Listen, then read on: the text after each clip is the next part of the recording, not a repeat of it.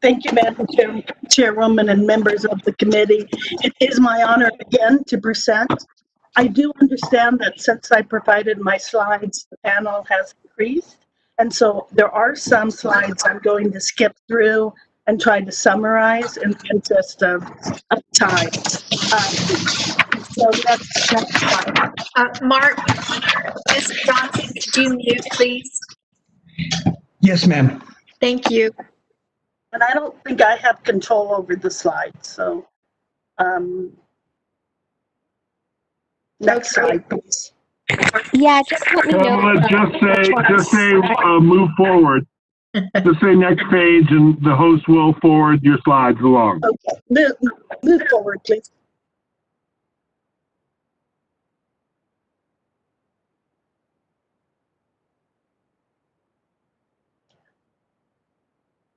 So these are the 4 areas that I'm going to try and cover today.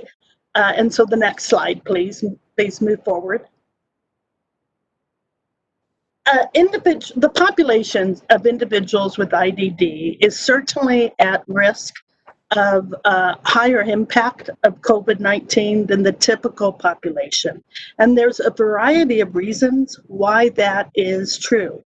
But I also want to point out today that having an intellectual or developmental disability in and of itself does not put you at a higher risk. And my slide should say CDC instead of CDD, so I apologize for that. But it's not listed.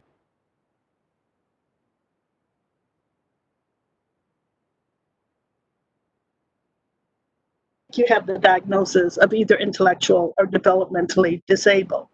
So what that means is that a person could be in their 20s, they could have no underlying condition, they could be living in a community apartment receiving limited services under the DD waiver, and not be at higher risk than anybody else in the typical population. And as we move through the presentation, you'll see why I'm bringing that example as an important example to remember, even though absolutely most of the population, a significant portion of the population, has increased vulnerability. Next slide, please. I also want to point out that when you're talking about people with IDD, you are talking about individuals with a history of isolation and segregation, institutionalization to protect individuals from community members, or to protect community members from individuals with disabilities. Advocates have tried really hard as we move away from institutionalization to not have the community locations, such as group homes, which in New Mexico serve between 2 to 4 people, or day settings, to be considered as mini institutions. So I often hear the term waiver-operated group home, and I just want to point out that some agencies own those group homes, some do not. We have individuals receiving supported living who in fact own their own homes, all have leases, all have paid rent, and they are not licensed nursing homes. And so I just want to point that out. Next slide, please. So everyone agrees that protecting vulnerable individuals from COVID-19 should be a top priority.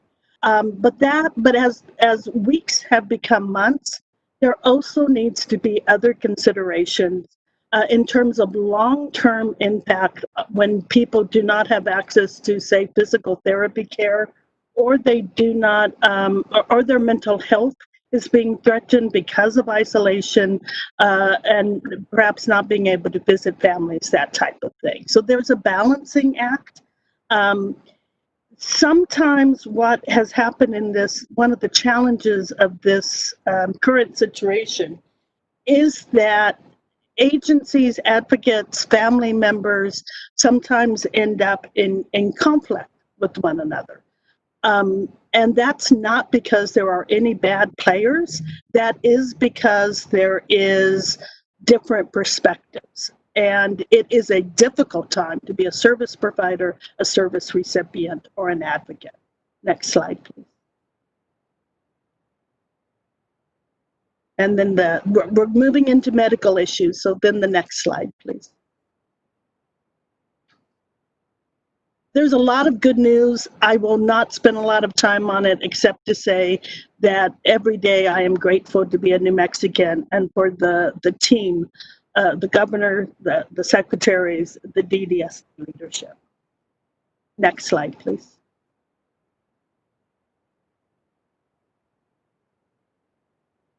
So New Mexico is, one of the good news is that New Mexico is very fortunate that we have not reached crisis pandemic levels. We are so fortunate about that. That doesn't mean that we are immune to that happening in the future, and it doesn't mean that we are immune to future crises. And so one of the things that happened in March was that hospitals began to put restrictions on visitors. And that started to be confusing around the difference between visitation and supports, because the ADA still is in effect that people with disabilities have to have the proper supports or modification of policies in order to access medical services. And so many hospitals did allow visitations for persons with IDD, but I want to provide some examples of the challenges that our guardianship unit face. Next slide, please. We spent a lot of time this morning talking about all the efforts that go into the decision to make someone a medical guardian. So one of the things that was frustrated for our guardianship program was that when an individual was verbal and they seemed to be able to nod and to smile, and if asked if you understood the information, they said yes, then some medical professionals in emergency rooms were following the orders that they were given not to allow visitation, and was not allowing either support staff or guardians to come into the hospital, into the emergency room with them, and oftentimes wouldn't talk to the guardian on the phone because of HIPAA violations, not being able to confirm who the person was, but telling the guardians, don't come down, we won't let you in. And they would say things like, just call and talk to her, she seems to understand, which meant they were overruling at that moment the judge's decision that the person needed a medical decision maker.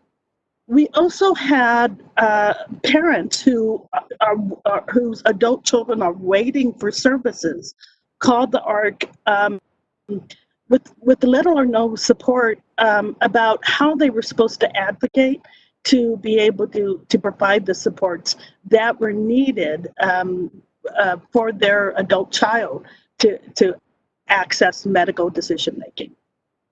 So the next slide, please. So we have a legislative request.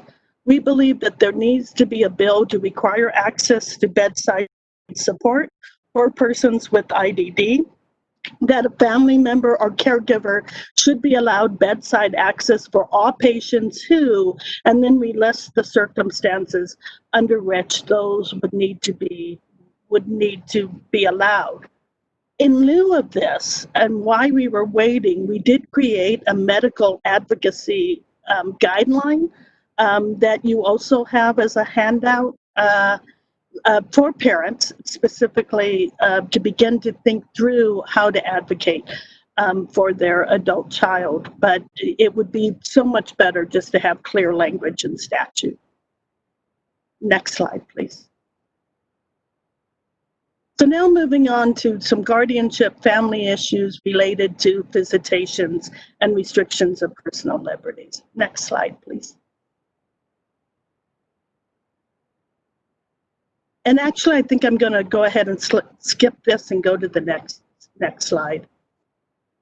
I don't think anybody had any concerns in March about the decisions that were made by the Department of Health and DDSD. I think that they were swift and that they saved lives. On June 18th, a memo 21 was issued, which we had some concerns about. It basically said that everyone receiving services from DDSD, and we did clarify this with DDSD, you mean everyone receiving services?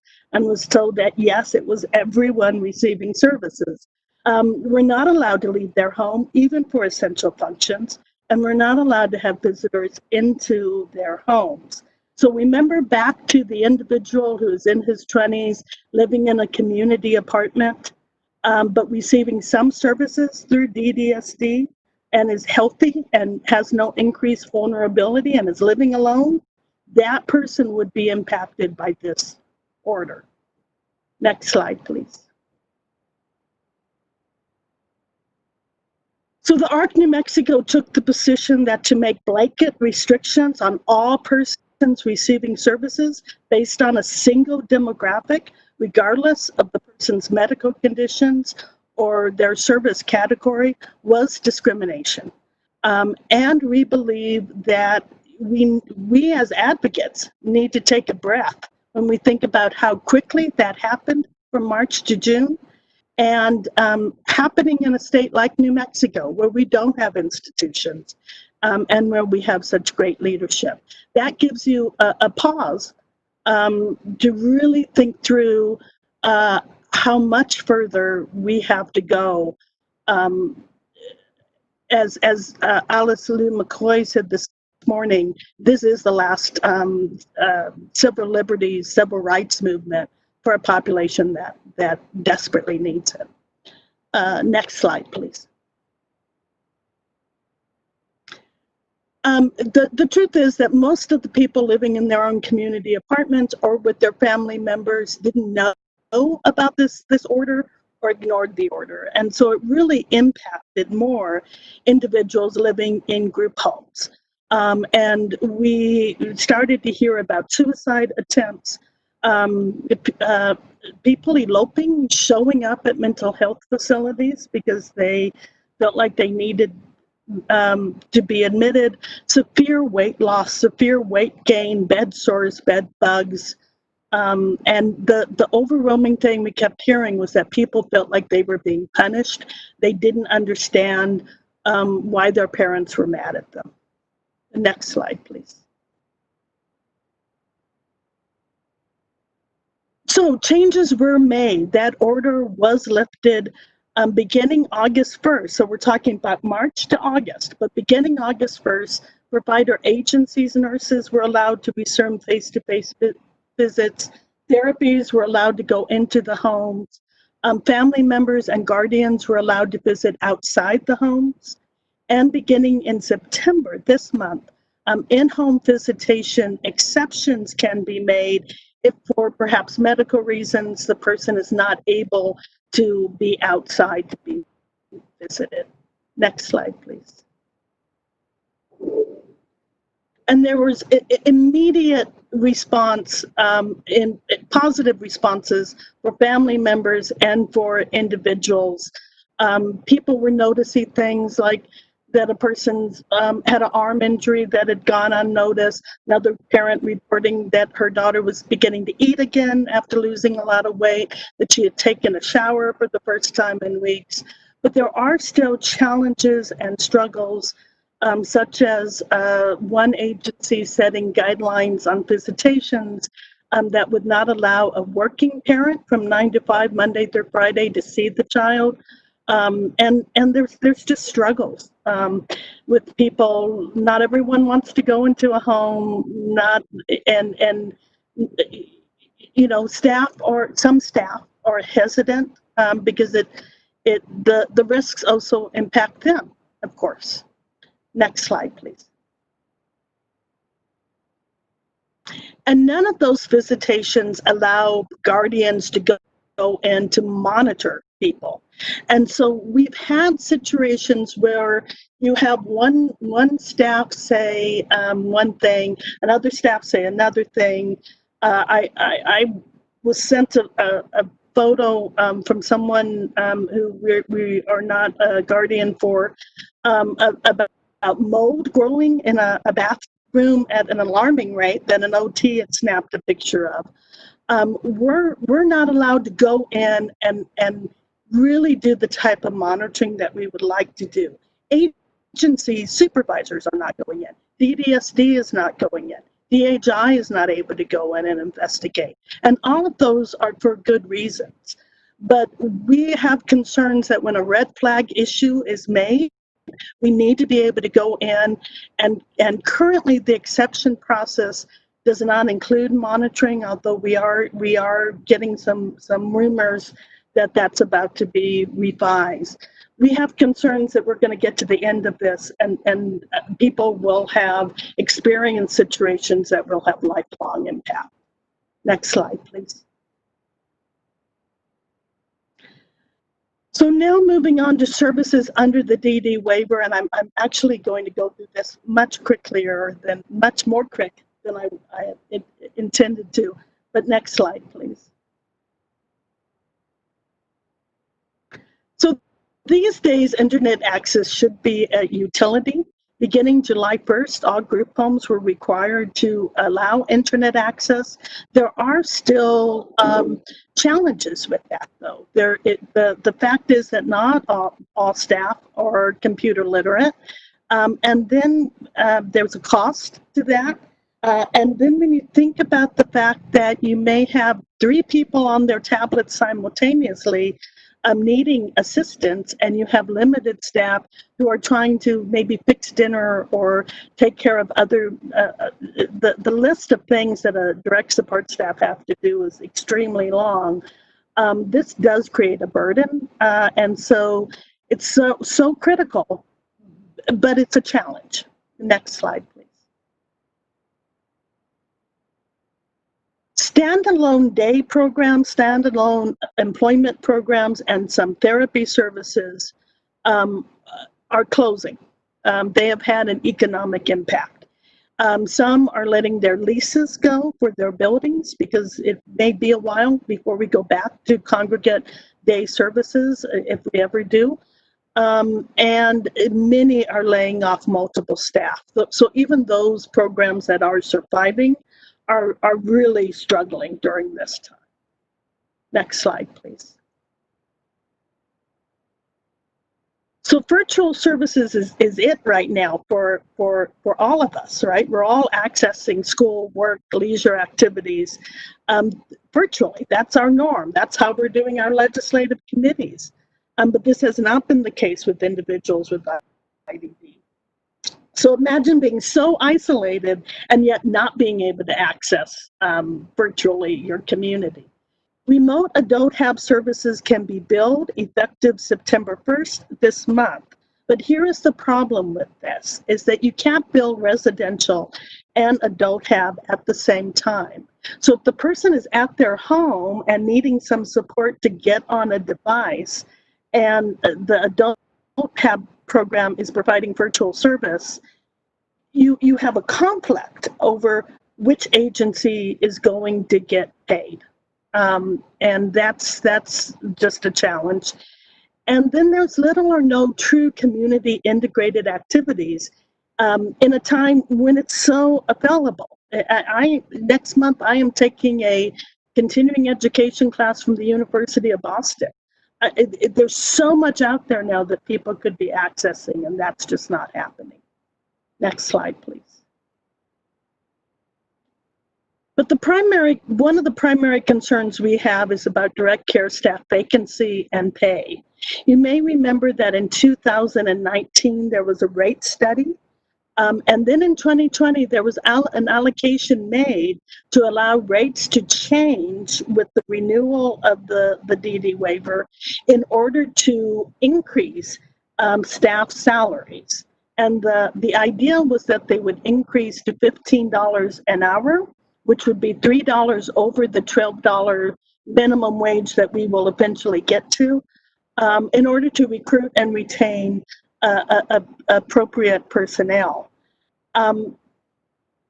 In the current waiver rewrite and waiver renewal, the rates have been instituted as the same, but because DDSD has concerns about assuming responsibility for a third-party employment relationship, they are not mandating a salary base for direct support staff.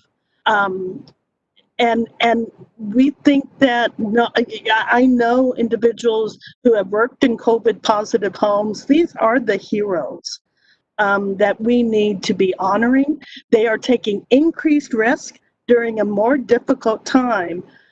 And the truth is that what you didn't hear DDSD address in their presentation was information about vacancy rates, because they don't have the current information. We know anecdotally that agencies have a problem retaining and recruiting staff right now. We know some agencies are paying increased salaries. We know that some are not. Next slide, please. And so there's actually two legislative action that is needed. We've been told that if a statute is created requiring a minimum base rate that's above the minimum wage, that may remove some of the responsibility that DDSD doesn't want to assume in terms of being a third-party employer, but also to make sure that we're collecting data better, I think, in terms of what is the current vacancy rate for different homes. Is it harder in different communities? What is the current salary that's being paid? All of that information that we just seem to be lacking right now. Next slide, please. I'm actually going to skip the slide on congregate residential settings, because I believe Mr. Call is in a better position to address that. I will end then thinking about, we always talk about returning to normal and how desperately we want to do that. But we should only return to normal if normal was satisfying our needs. And throughout the 2 to 3 years that I've been in this current position, we have been talking repeatedly about the problems within the DD system to meet the needs of individuals with IDD. And so this is an opportunity to rethink some of our strategies, allowing more flexible hours for services and for individuals to stay home. That's already in the DD waiver rewrite. Maybe we don't need the reliance on day sites, since agencies are having to get rid of their buildings anyway. We've been asking for years for more community integration. Online recorded training for staff that they can take at midnight has been a huge advantage for agencies. Could virtual day hub be provided with fees for class, and so that agencies, residential agencies, can still get paid for the support they're providing? There's just many ways to think about reorganizing services now and in the new normal. And that's my presentation. I'll stand open for questions when we get there. Thank you, Stafford. We will take questions at the end of the panel. So everybody keep your notes and remember what you need to go back to Pam for. Let's see, Ed and Mark, would you like to present next from ADCAP? Madam Chair, members of the committee, this is Ed Call. I would be happy to present. I think Mark may be having some problems at the moment. He just texted me. I'm not sure about that, but I would be happy to jump in and do my presentation.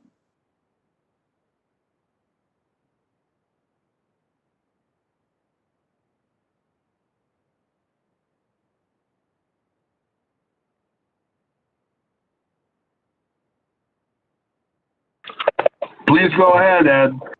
Okay, I can hear you now. Okay, I couldn't hear for a second there. Okay, Madam Chair and members of the committee, my name is Ed Call. Thank you for inviting me to address the challenges in providing services for people with disabilities during the COVID-19 pandemic. And today I'll be reading from a prepared statement which has been provided to you. People receiving ARCA services have lived lives of maximum independence in our community for decades. They have successful careers, meaningful relationships, and causative lives. Since March 11th, COVID-19 has changed how we provide services. In the midst of an international pandemic, providers like ARCA have been extremely successful in safeguarding the health, safety, and happiness of children and adults with IDD, families, staff, and our community at large. Just some examples. Rita used to work in the food court at the mall, bringing meals to customers. She missed the social and professional aspect of her job when COVID kept her home. Staff helped her become a successful gardener, and she's proud of her produce. Bob and Phil are good friends, and not seeing one another because of stay-at-home orders was hard. Staff implemented Zoom meetings, and now they enjoy starting their day together over morning coffee and the newspaper. Cynthia had a very successful interview over the phone and will soon begin a new job at Albertsons. Staff have worked closely with her to ensure she is fully prepared in mask wearing, hand sanitizing, and social distancing guidelines. These are a few examples of the successes people with IDD have realized during the pandemic because of the hard work of providers in New Mexico. There have been many challenges, but we never quit. We had to be physically present every minute of every day, and we were, with very positive outcomes. As essential employees, we were one of the few businesses open early in the pandemic. Staff had to continue working every day, and while most of New Mexico sheltered in place. Within hours, we implemented the governor's directives and public health orders. We adjusted to ongoing changes in directives such as stay-at-home orders, including no visitation, closing community-based day activities, and comforting individuals adjusting to significant time at home. Grocery shelves were picked clean. We worked with the community to ensure individuals had adequate food and paper goods. We supported individuals who chose to continue working and those who felt work was too risky. We addressed staff's personal challenges, including school and childcare closures, pre-existing conditions, self-quarantine, elderly family members, and fear. Once testing was available, positive results were reported. We knew very little about this disease or effective treatment. We immediately developed and implemented protocols for facility access questionnaires, sanitizing common areas, quarantine mandates, temperature checks, testing, contact tracing, isolation, medical care, PPE, counseling and support, state reporting, outside sanitation contracts, and other state directives as ordered. We implemented technologies and worked with individuals to provide access to and comfort with telemedicine. We created outdoor spaces for safe visits. We worked with people served to understand and make choices about social distancing, not to hug or shake hands, and wearing masks by using storyboards, encouragement, and repetition. We did all this with the unwavering focus of creating meaningful opportunities for people we serve without endangering their health and safety. There were and continue to be enormous challenges, including keeping people healthy who are often medically more vulnerable to COVID-19 because of multiple comorbidities, as evidenced by high mortality rates nationally. Historic staff shortages. As long as school and child care closures remain in place, staff will need to prioritize family responsibilities and further shortages will result. People are afraid to work in residential settings for their own and their family's health and wellness. The health status of every employee of ARCA must be evaluated every day. ARCA, DDSD, and the state of New Mexico must reward people who do the work, accepting greater challenges and potential risk for themselves and their family. DDSD's 2019 rate study, conducted by Professional Consulting Group, showed a 19% overall deficit in reimbursement rate, or $15.2 million in state general funds. We thank the legislature for appropriating $5.9 million in state general funds during the 2020 general session, which DDSD allocated towards residential waiver services with the highest need. Highest need directly equates to direct support professional salaries. In summary, the COVID-19 pandemic has significantly impacted how New Mexico providers deliver lifelong supports for infants through seniors with IDD. We have benefited from the strong leadership of the governor and DDSD. Because we quickly adapted and strictly complied with health directives, many lives have been saved. It will take decades for researchers to quantify the impact of this pandemic on the people we serve. It is our job to assess, reimagine, and where possible, repair the impact of the loss of lives, health, jobs, relationships, learning, skills development, and routines. Compassionate, well-trained staff is crucial to current and future success. I want to thank you for your continued support and ask you to ensure sustainable funding for these essential services. Together, we will find the solutions to these challenges. Thank you.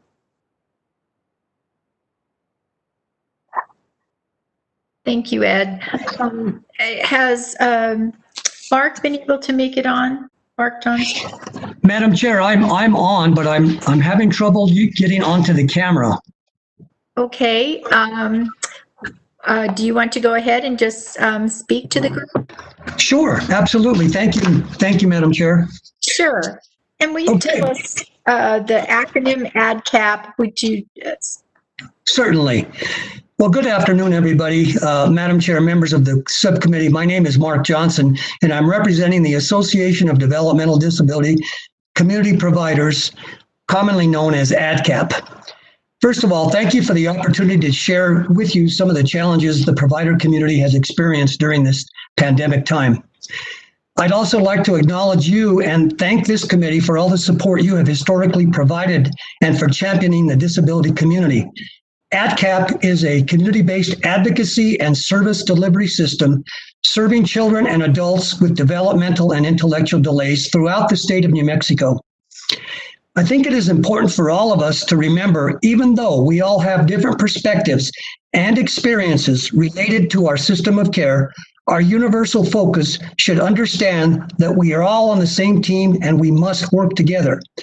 I would also like to acknowledge the leadership that has been provided by the governor's office, as well as administrative officials, particularly Department of Health, DDSD, and Human Services Department representatives during these difficult times. The most important matter before us all is the health and safety of our consumers and families, particularly during this pandemic. People with IDD are extremely vulnerable. DDSD has reported that there have been 45 cases of COVID-19 illnesses and 8 deaths for individuals with IDD, which is about a 17% mortality rate. National statistics reveal that the national average is 2 to 3 times higher for deaths among this population compared to New Mexico. Direct care staff have unselfishly served these individuals, focusing on their needs. For example, during this pandemic, the provider sector has hated to quarantine individuals, but have followed protocols to assure the health and safety and protecting lives. Despite some alarming and negative news stories, many providers have afforded visitation opportunities for families via outdoor distancing and mask wearing, as well as window visitation since the COVID outbreak began. We have at all times followed the governor's and DOH's directives, but within that framework, have made in-person distance visits and computer visits available to many families. There are additional systemic and financial challenges providers are faced with during this time. Significant and ongoing expenses for personal protective equipment. Occasionally, the cost for such equipment is 3 to 4 times the normal cost. Increased wages for direct care staff in order to retain and maintain services in the community. Hazard pay to support our caregivers has been necessary to retain and reward loyal staff. These courageous employees put themselves and their families at risk in serving our clients. Services and programs have been reduced or closed due to the discontinuation of the retainer payments from the Department of Health. Individuals and families have lost these chosen traditional supports and relationships. Consequently, providers have had to furlough these day and employment staff. In spite of these furloughs, there continues to be a historical shortage of direct care staff. New Mexico providers are experiencing 50% vacancies for direct care positions. This is consistent with national shortages of direct care support workers as reported by the Institute of Community Integration at the University of Minnesota. While there has been progress and movement forward in addressing community needs, we certainly, as Ed noted, appreciate and are grateful to the legislature for appropriating $5.9 million this past session. This is a positive step in funding DDSD's 2019 rate study, citing the need for a total of $15.2 million. However, based on a State of the States in Intellectual and Developmental Disability Project report, on a national average comparative basis, in fiscal year 2017, New Mexico ranked 28th in terms of per capita spending for IDD services, lagging behind the U.S. average. I believe Scott Doan updated us a little bit on the current average cost this morning in his presentation. Of special note, New Mexico is only one of a handful of states that does not have institutional settings and is entirely community-based. Another ongoing concern regarding our system of care is sustainability of day and employment programs. Think of our day programs as the restaurant industry, only we cannot open at even partial capacity. Our fixed costs are continue with no revenue coming in. We are concerned as time passes, when we are allowed to reopen, many day service providers will have gone out of business and the rest will not be able to operate at anywhere near full capacity. Trained staff many times have moved on to other opportunities. Now, moving forward, we will continue to strive for what is needed. For example, working together with public and government officials in developing comprehensive, organized, and funded response plans for potential waves of COVID-19 and future pandemics, advocating for wage increases for essential workers commensurate with the increased level of exposure, developing and providing access to career ladders for staff, ongoing and increased training on health and safety, professional recognition of direct care workers, continuing to educate and train on hand washing, hygiene, and social distancing, ensuring individuals with IDD have access to technology that allows social interaction with others, develop evidence-based strategies for teaching people with IDD to use telehealth, develop and review policies to ensure person and family-centered practices with informed decision-making regarding social contacts during the pandemic. So, Madam Chair, members of the committee, in summary, this pandemic has significantly impacted service delivery within the multitude of restrictions and precautions in order to assure the health and safety of our consumers. We have followed public health orders, including stay-at-home orders, no or limited community access or participation, limited visitation for families, friends, guardians, case management, and therapists, sanitation practices, and social distances. Providers have followed the strong leadership afforded by the governor's office as well as DDSD. The safety of these consumers has been and will continue to be the top priority of the provider sector. We must again all work together in addressing these challenges to assure safety and quality outcomes for individuals with IDD.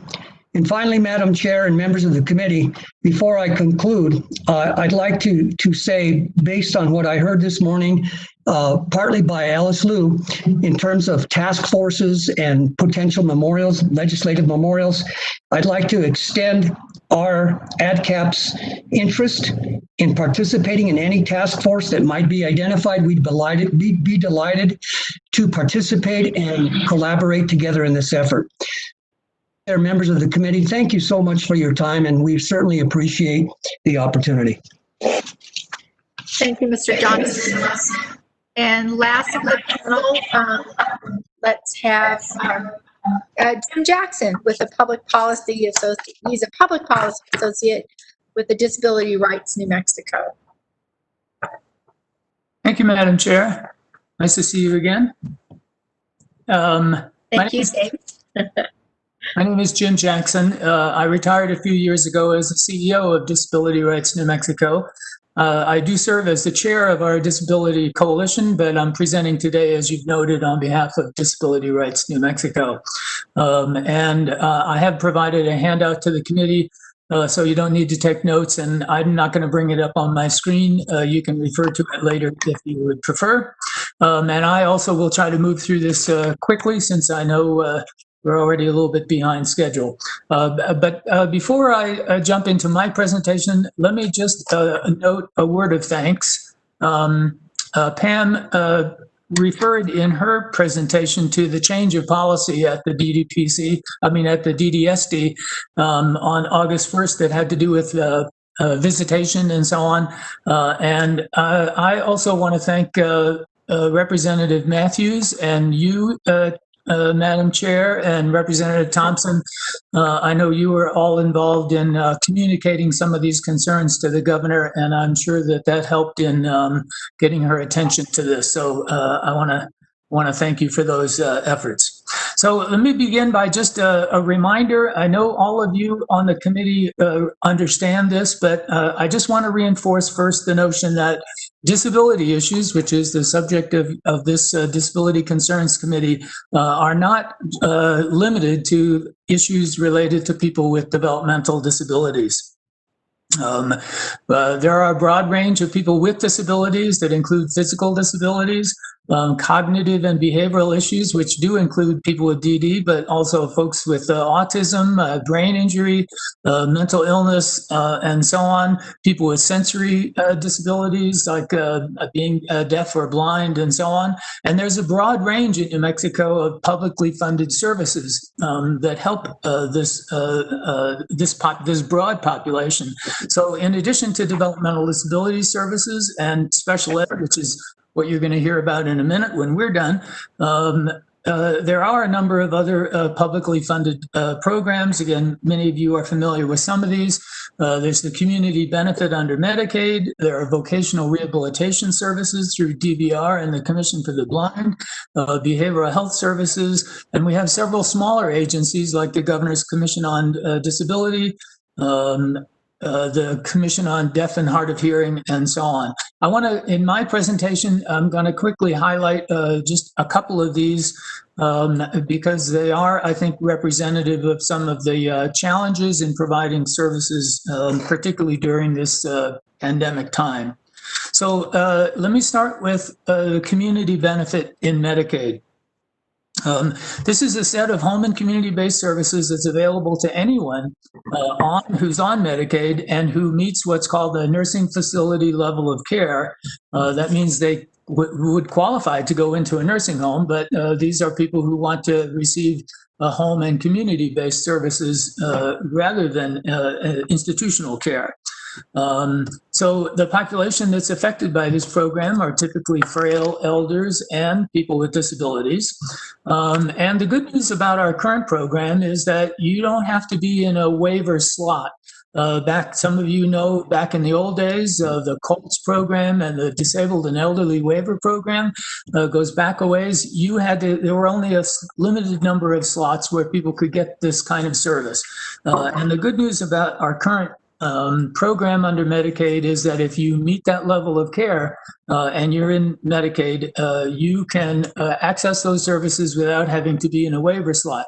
Now I'm going to complicate things a little bit, but I want to address this issue that there actually are waiver slots available in this community benefit program. But that's strictly an income issue. So there are some people whose income is just high enough that they don't qualify for Medicaid. And so they typically wouldn't get a chance to participate in this program. But in New Mexico, we actually have several thousand waiver slots so that if your income is just a little too high to qualify for Medicaid, if you get one of these slots, then you too can get into Medicaid in order to receive those home and community-based services. So if you're in Medicaid, you don't need a slot. If you haven't been able to qualify because of your income, there are some slots available that will also add you to that program. And last year, just to give you a sense of scale here, last year more than 25,000 people in New Mexico, elders and people with disabilities, were receiving these community benefit services. And there have been some improvements in the assessment system and the provision of service over the last couple of years. But the bad news is that I have to come to you today with some of the exact same problems that a few of you will remember from like 4 or 5 years ago when we presented to the Health and Human Services Committee. And what we said was, there's a nice wide variety of an array of services that are available under the community benefit program. Almost everybody in the program gets attendant care, and that's helpful. Those are attendant services, personal care, household help, things like that. Over 24,000 of the 25,000 people who got services get that service. But there's a large menu of available services. Only about 500 people are getting assisted living, which is an available service. Some of these services are provided to really a handful of people, 12, 10, 15, 20 people. And unfortunately, it's still true today that some of these services aren't provided to a single person in New Mexico. There's 25,000 recipients who supposedly have access to this range of services, and yet behavioral support consultation, employment supports, extended or maintenance therapy programs for people who are not like recovering from an accident or anything like that, but who need ongoing physical or occupational therapy to maintain, to avoid contractions and maintain flexibility and so on. No one, not a single person in New Mexico is getting some of these services. So, and it's unfortunately still true that some populations, like people with brain injury, some people with mental illness and so on, who really need a lot of assistance are just not getting the benefit of this program. So we still have some of the same problems that unfortunately we've had for a number of years. Now, a quick word about the impact of COVID on this, and the main point I want to get across is that these community benefit programs, even though they serve such a large number of persons and provide a really important service to those folks, they don't seem to have gotten much attention during the pandemic.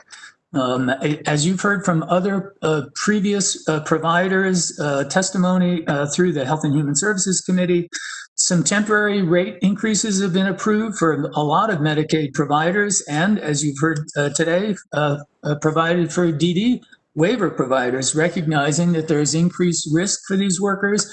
There's more frequent overtime. They need to get PPE and so on. But there doesn't seem to have been any consideration for those kinds of temporary rate increases for the providers of services under the community benefit. The Department of Health stepped up quickly with regard to the issue of retainer payments. These are allowed by waivers from the federal government in order to give some extra money to the agencies that are hiring people who go into your home and so on to provide these services.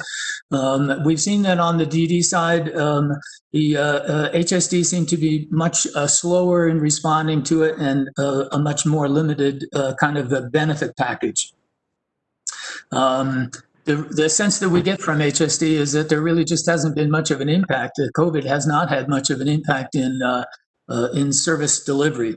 Now, we haven't received updated information from them yet about utilization of these community benefits, but I have to say that those of us in the advocacy community are a little concerned that HSD seems to rely a little too heavily on the MCOs to just to deal with these issues and fix problems and so on. Our sense is that HSD is not exercising quite as much oversight and control as it might in this process. Now, I should note that HSD staff have been meeting with some of us advocates on a regular basis, and we appreciate that, and we're hopeful that we can continue to make some progress here. But I just want to encourage you and the parent committee, Health and Human Services Committee, to keep this on your radar screen for future hearings. Let me turn for a minute to the issue of vocational rehabilitation. And I want to focus on the Division of Vocational Rehabilitation, whose mission is to help people with disabilities find appropriate employment. Most of the funding for our vocational rehabilitation programs comes from the feds. It's a program that's somewhat similar to Medicaid in that there's a small state match, and the feds pay for most of these rehabilitation services. The difference is that there is a cap on the total amount of federal money available. That's not true in the Medicaid program, but otherwise it's pretty similar, and there is a large federal match that's available. Madam Chair, as you pointed out, The DVR is currently a part of the Public Education Department. There's been some talk about maybe moving them to the Workforce Solutions Department or even creating a standalone agency, but for the moment, they're still a part of the PED. Unfortunately, their budget got cut pretty significantly this year, and particularly through the special session. And they still have some staffing problems. There are 38 vacancies in their rehabilitation unit. That's the one that provides the direct services to people with disabilities. And they still have about a 21% vacancy rate across all of their divisions. That's an improvement over last year, but it's still a significant issue. And the result of that is that the average caseload per VR counselors has gone up. Used to be in the range of 100 to 125 per worker, and now it's up to about 160 clients per worker. And that presents a real challenge for the caseworkers who are still working there. They are, as you know, Madam Chair, they're still under an order of selection. And what that means is that only the most severely disabled people are immediately accepted for services, and everybody else goes on to a waiting list. And they have a very lengthy waiting list now. They do note that they took off about 638 people off of that waiting list this past year, but it turns out that only about 30% of those were actually moved into services because they couldn't find people, or by the time they did get back to them, they were no longer interested. A few of them weren't eligible, and so on. I would note one particular issue of interest to many of us is their efforts around youth transition, preparing people who are leaving the public education programs and going on to employment or further training, university programs or whatever. There are still some issues around that. They did have a contract with the one of the regional educational cooperatives, and that has been the amount of that contract has been cut in half. But the good news is that they have hired 6 additional counselors who are focused exclusively on these youth transition services. So we appreciate that. And in terms of the impact of COVID, I would just point out that many of these, in the VR world, these individual plans are called individual plans of employment, or IPEs. Many of them are on hold or they're behind schedule because the kinds of services or the kinds of training or educational opportunities that are being supported by DVR, there's a lot of uncertainty around college classes and schedules and things like that. So a lot of people have not been able to move forward as quickly as they would like, or just on schedule, in order to receive those services. There are some particular challenges in serving in online or telecommunication with persons with mental illness or brain injury. We've all kind of gotten used to telehealth and telecommunication, but that is a real challenge in working with some people with particular disabilities. And it's not a surprise to you or anyone else that the job market today is a whole lot different than what it might have been 6 months ago. And so folks who are working with trying to get employment for people are facing particular challenges here. Madam Chair, I want to close with just a quick mention around the behavioral health issue. Your behavioral health subcommittee has already addressed some of this, but I just want to note one specific issue, and that has to do with mental health services to kids in foster care or who are otherwise under the jurisdiction of the CYFD, Children, Youth, and Family Department. This issue has been addressed by litigation that was filed several years ago, and there's been a settlement of that lawsuit. It's called the Kevin S. case. I just wanted to highlight a few of those things. The plaintiffs and the defendant state agencies here are the Human Services Department and CYFD. The settlement has called for them to work together on some agreed upon goals, which is great, and that is moving along. But the COVID situation has caused a delay in achieving some of these some of the planned outcomes on this settlement. And we note with some concern that, of course, the pandemic is having a particular impact on children and families who are in some ways are most vulnerable and in need of service. They've got a great national consultant working with them, Dr. George Davis, working on developing a screening tool and putting together a task force to develop plans for the wraparound services that those kids need, as well as working on regulations for the administration of psychotropic medications for kids.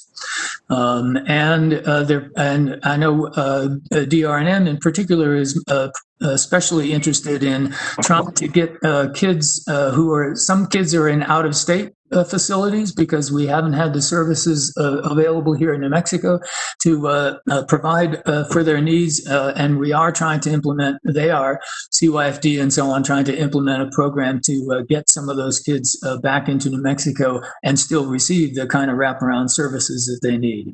I'm just touching on these issues around Kevin S. because I believe that the LHHS committee, the full committee, is likely to hear a presentation in much greater detail on that later in the interim session. So, Madam Chair, that's all I have, and I'll join my panelists in trying to respond to any questions that you might have. Thanks. Thank you, Mr. Jackson. Did you also want to add a little bit about during this 30-year anniversary of the ADA Act about the sub-minimum wage, or is that something we should do at another time? Madam Chair, I'm not really prepared to go into a lot of detail about that, but thank you for raising that issue. As you know, there's one of our current presidential candidates has a platform that specifically addresses that issue to try to phase out sub-minimum wages, which are authorized, affects 200 to 300 people here in New Mexico, people with disabilities who receive less than the minimum wage. So there has been a lot of attention. There's some legislation pending in Congress that would phase that out.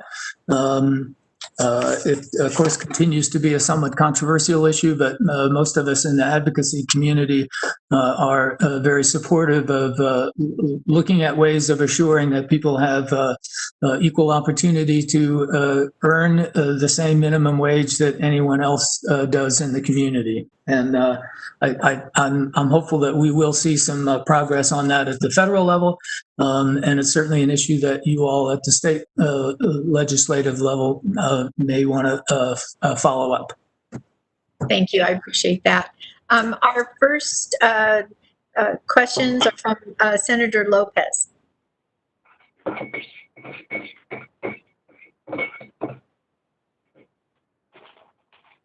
I believe. Senator Lopez? Okay, I'm here. Can you hear me now? Yes. Okay. Thank you, Madam Chair.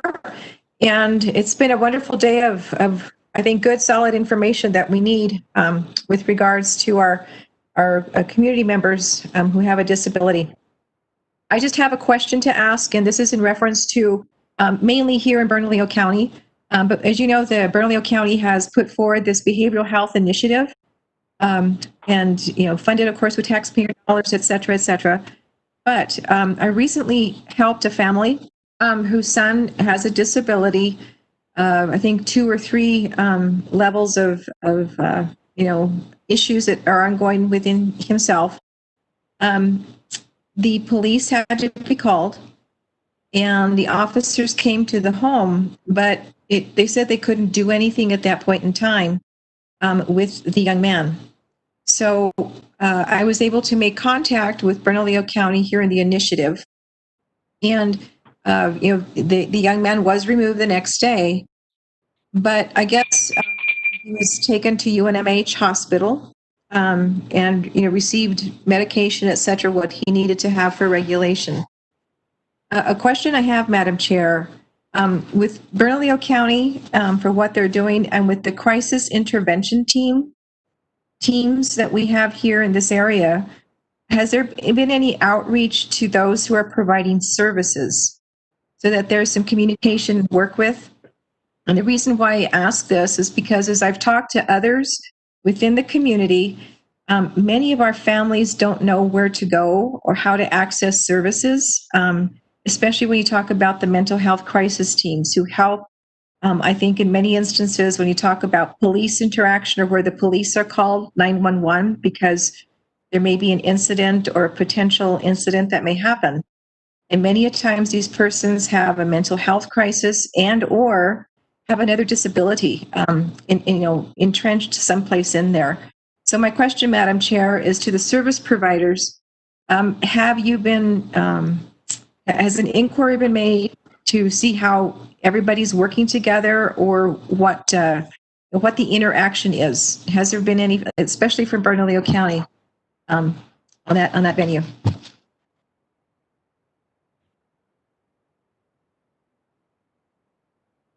Do any of our panelists want to address this?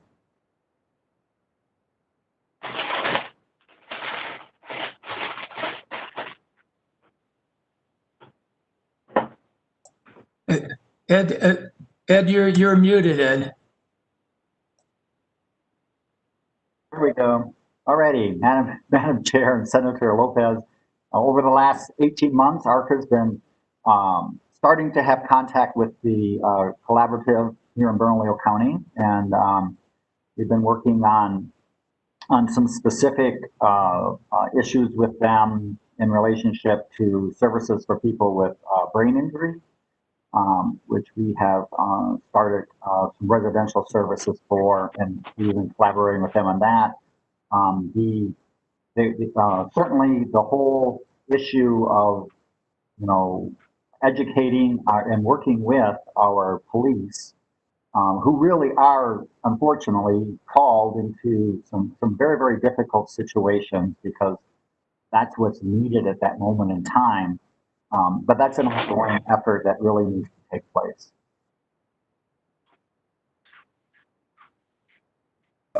And I appreciate that, Ed, because this young man is autistic, but as I say, he has other issues, but he's already a young adult. And I know that he's not the only one. There are others in our community. I have a constituent just to the north of me who has a son who's 28 years old. The parents are getting older, and they're trying to figure out how to maneuver in the situation that they are, from not having to put him or place him in a group home. That's what they've called it, because they still want to maintain him at home. But he does have some outbursts at times, and his parents are getting older. So it's just a question I have to see if there's been any interaction or outreach from the Behavioral Health Collaborative here. And Madam Chair, the other question I have too, of course, and this is just something to think about, is especially with our state police. I know they're sometimes the only law enforcement available or in the area in many different parts, especially in rural parts of our state. And I did ask Chief Johnson it was at the end of last year, so it's almost been a year, as to what type of training or interaction they have with regards to crises when they do arise for families who have and are in need of intervention. So I think it's just something that we need to continuously maybe look more into, because calling the police is not always the best intervention, although it may be the only place that our community and families may think to call. So I just wanted to raise that. Thank you, Senator. I didn't know if anyone wanted to respond to that or just, okay. Let's go to Representative Liz Thompson. Thank you, Madam Chair. I've got my co-counsel here with me. I was trying to feed her, but now I'm going to give her to her grandpa so I can. So actually, I wanted to talk a little bit about what Pamela had said about the lockdowns of folks in the group home. Probably everybody in the world knows we have a son with significant autism who's in a group home. And first his day hab was closed, and we were terrified because he is a person who lives by the calendar. Monday through Friday, you go to you go to CSC is where he went. And he did amazingly well. And then we were not able to see him for 6 weeks. And he again did amazingly well. So my point is that the staff that they have at the group home he's at has been wonderful. And I wish we could pay him $15 an hour plus much more. But I too share the concerns that Pamela talked about, particularly if something would happen to Eric. There's no way he could be in any kind of a setting without someone he knew. I mean, or he would have to be under complete sedation at the time. So I want to just kind of thank Pamela for bringing those points forward, and thank if there's probably no direct staff listening in, but I want to thank all of you folks who are here representing direct staff, and please tell them how much they're appreciated and needed, and magic working. I mean, they've got Eric doing things and putting up with things that he never would have done with us. So it's been great. This is a great presentation. I just want to thank all of you for all the work that you do for kids like, well, he's a kid. I get grief from my grandson all the time. He's 7 and I call him baby. I say, well, my Eric is my baby too. He's 6'7". He's still my baby. So those people out there who are taking care of our babies, thank you so much. And thank you, Madam Chair. Thank you, Representative.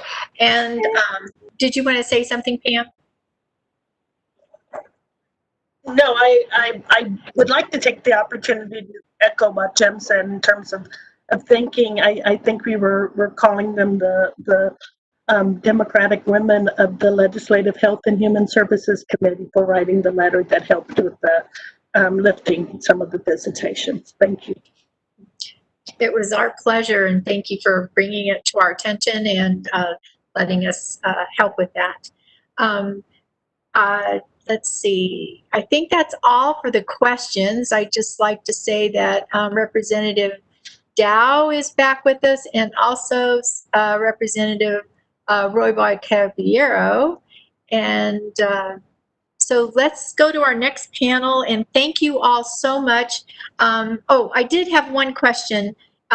If Jim could tell me, when you were talking about the community benefit program, and that some people were not allowed to get onto it, was that because the barriers were they didn't know about it, or that they just weren't given the go-ahead? Thank you, Madam Chair, members of the committee. The point I was trying to make is that there are some people with, in some cases, fairly significant disabilities, but the nature of their disability is such that they don't, if you're not really tuned into this, the people who are doing what's called the assessment for this nursing facility level of care, which is the eligibility criteria.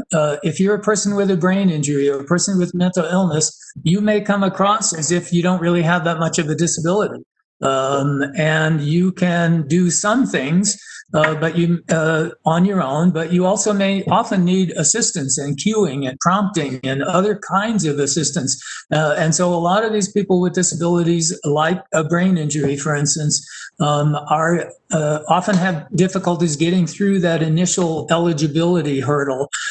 Even though they really need these services, they would be a benefit to them, but they don't always qualify. So it's not that they're prohibited necessarily. It's just that the nature of their disability, the screening tool is really designed for people with physical needs. You know, they have a hard time getting out of bed or getting dressed or doing things, bathing for themselves and so on.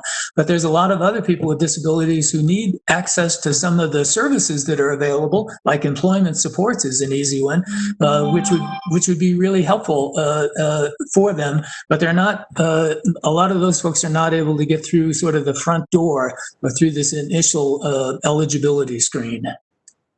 Oh, well, that's very helpful. I have a brother who was in a horrific crash about 10 years ago, and he's fine on his own now, but I can see probably in the future that might be something that he would need help with. And for our assessment and screening not to be designed for that, really we need to do something about. So we'll add that to our list.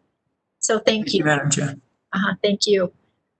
Thank you again, panel. We really appreciate it. As Representative Thompson was saying, you're all doing such a great job, and we need to keep the collaborative with everyone. Oh, Senator TCP, I'm sorry, I didn't see your hand. Thank you, Madam Chairman. And your question brought up one to my mind that I wanted to ask Mr. Jackson about. So, Madam Chairman and Jim, I'm still a little fuzzy on the community benefits program. Do you have to be on the waiting list for the DD waiver to be able to get a community benefit? No, the Senator Ortiz-Pino and Madam Chair, these two are, there is some overlap, and I want to thank you for asking this question, but the really basic answer is no. The community benefit is available to anybody who's on Medicaid or who gets onto Medicaid through one of those income waiver slots. And if you need these level of services, then you should have you're supposed to be presented with an array of those services and able to take advantage of them. And as I pointed out, a lot of people just don't seem to be able to access some of those services. So this has nothing to do with whether you're DD, with kind of an exception on both sides. Let me try to address this without being too confusing. So if you're already on the DD waiver, well, you get those services. You don't get both. You don't get community benefit services and DD waiver services. You have to essentially choose. And this is going to be an issue for those folks who get onto the new supports waiver. They're going to have to choose either the supports waiver or the community benefit. But a good example, I think, of your question is people who are on the waiting list. The DD waiver waiting list. They're not in the DD waiver. They're not getting support services yet. Maybe they will, but at the moment they're not. Well, if they need this level of service, they should be able to access those services through the community benefit. Now, the community benefit is not specifically designed for people with DD, but a lot of the services that are available under the community benefit would be a big help to some of the folks who are on the waiting list.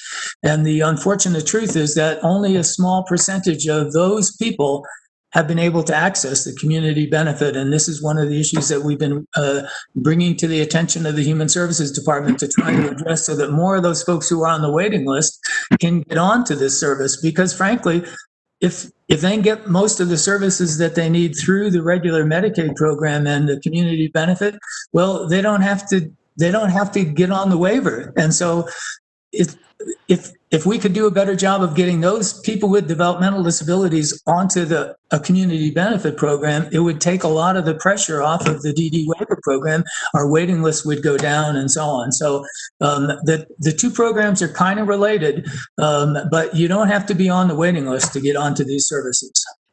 And Madam Chairman and Jim, are the services available through the supports waiver quite different from those available through the community benefit, or is there some overlap? There's definitely some overlap. Some of them, again, are different and a little more focused on the needs of people with developmental disabilities. But yeah, there's some overlap between those services, and so some people would be better served through the community benefit than they will be through the supports waiver. And is that, Madam Chairman, is that decision up to the client? Can they pick which of the two? It should be, yeah. So sometimes people don't know that they have those sorts of choices. And again, I give HSD and the DD division over at the Department of Health. They have been working to try to educate those people, particularly the ones who are likely to be coming on to the supports waiver, that you can pick and choose and figure out which of these two is best for you. But I think a lot of people still don't get the difference, or they don't think they might qualify for the one or whatever. So there's more education that needs to be done, but they are trying to make that distinction and educate people. But yeah, it's up to the consumer and family to choose which one makes sense for them. Well, thank you, Jim, and thank you, Madam Chairman. Thank you, Senator, and thank you, panel. We really appreciate all of your information and helping us learn more about all these different ways that people should be able to get the benefits and the help that they deserve. So thank you, and we'll go to our next panel. The educational challenges for children with disabilities in today's world. And that is with Joel Davis. He's a parent and member of DDP, Developmental Disabilities Planning Council, and Laurel Nesbitt, who's the staff attorney with Disability Rights New Mexico, and Representative Elizabeth Thompson.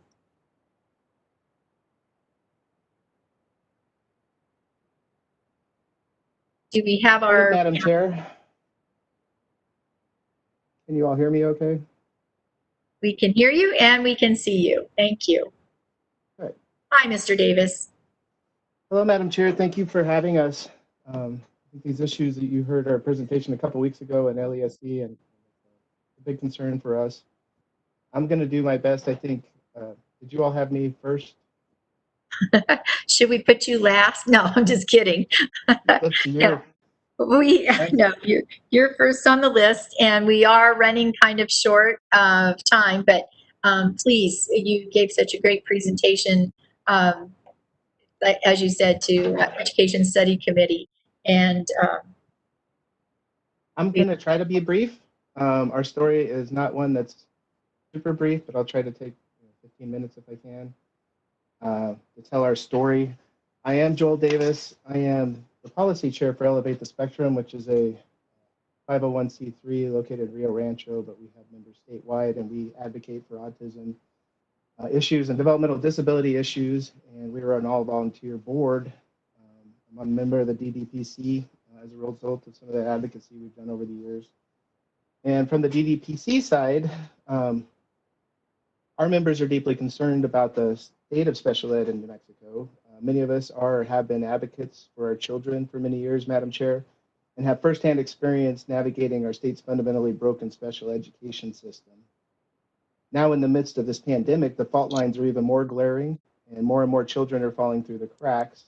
And as we work to solve these problems caused by this health crisis, we hope to seize this opportunity to build the special education system New Mexico needs. In that tone, the IDEA provisions of federal law that apply to special ed, our state was one of the first, or was the last state to adopt them, and we've never really caught up. We definitely appreciate the tremendous work of the legislators who are some of our strongest advocates for children with special needs, especially in this committee. And at the heart of our education work, we're focusing on supporting the child and, most importantly, on outcomes for students. We are committed, and we offer our commitment to the legislators to actively support legislation and work together and collaborate to solve these issues. And in that note, following the school closures last spring, the DDPC distributed a survey requesting information from parents and families across the state about education services for students with disabilities during the semester. We'll distribute a full report soon, but some of the numbers that we had from the families we received from was 59% did not believe the services provided to their student were appropriate, 66% did not believe the services were effective, and 17% received no communication at all from the student's teacher, school, or district. Across the states, across our state and the districts, the students received inconsistent services and instruction or none at all. Or students, like my daughter, with disabilities were asked to participate in activities or given assignments they could not do.